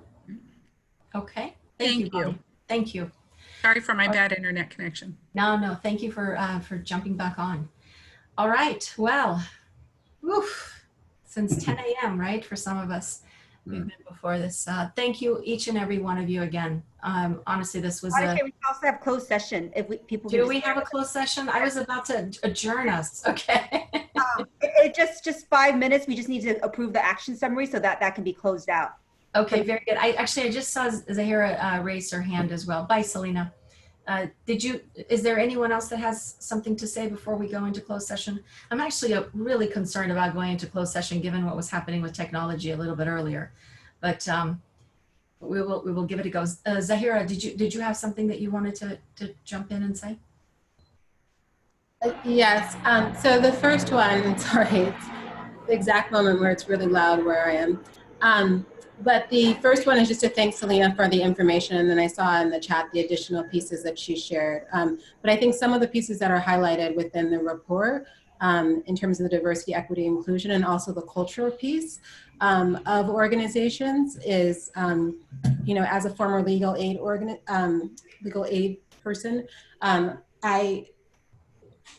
I think that those pieces are kind of critical, and so I'd be curious in the future in terms of how they're further explored and addressed within the community, like more broadly.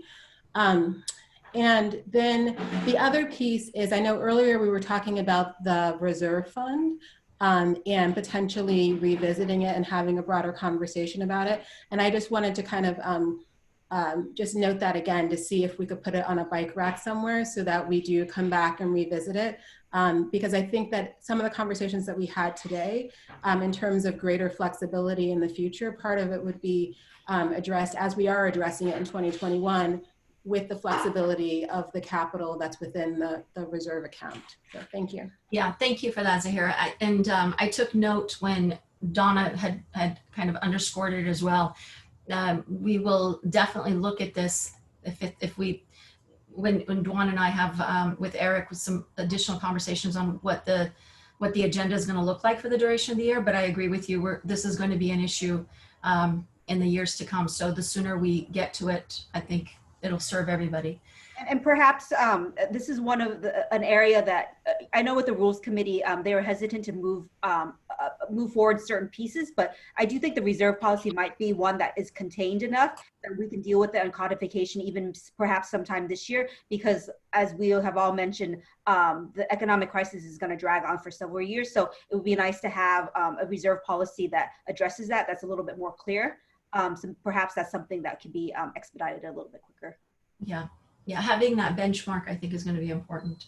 Okay, so we are dropping off here, going to the link, doing what we need to do for a few moments there, and then coming back here to adjourn. Is that correct? Yes, I'm sorry, but that's, yes. No, I'm just reiterating that for everyone as well. That's okay. Correct. So I sent the closed meeting link, I believe it was yesterday. That's the link in red, so we'll meet again in that. Okay, very good. Thank you. See you all there.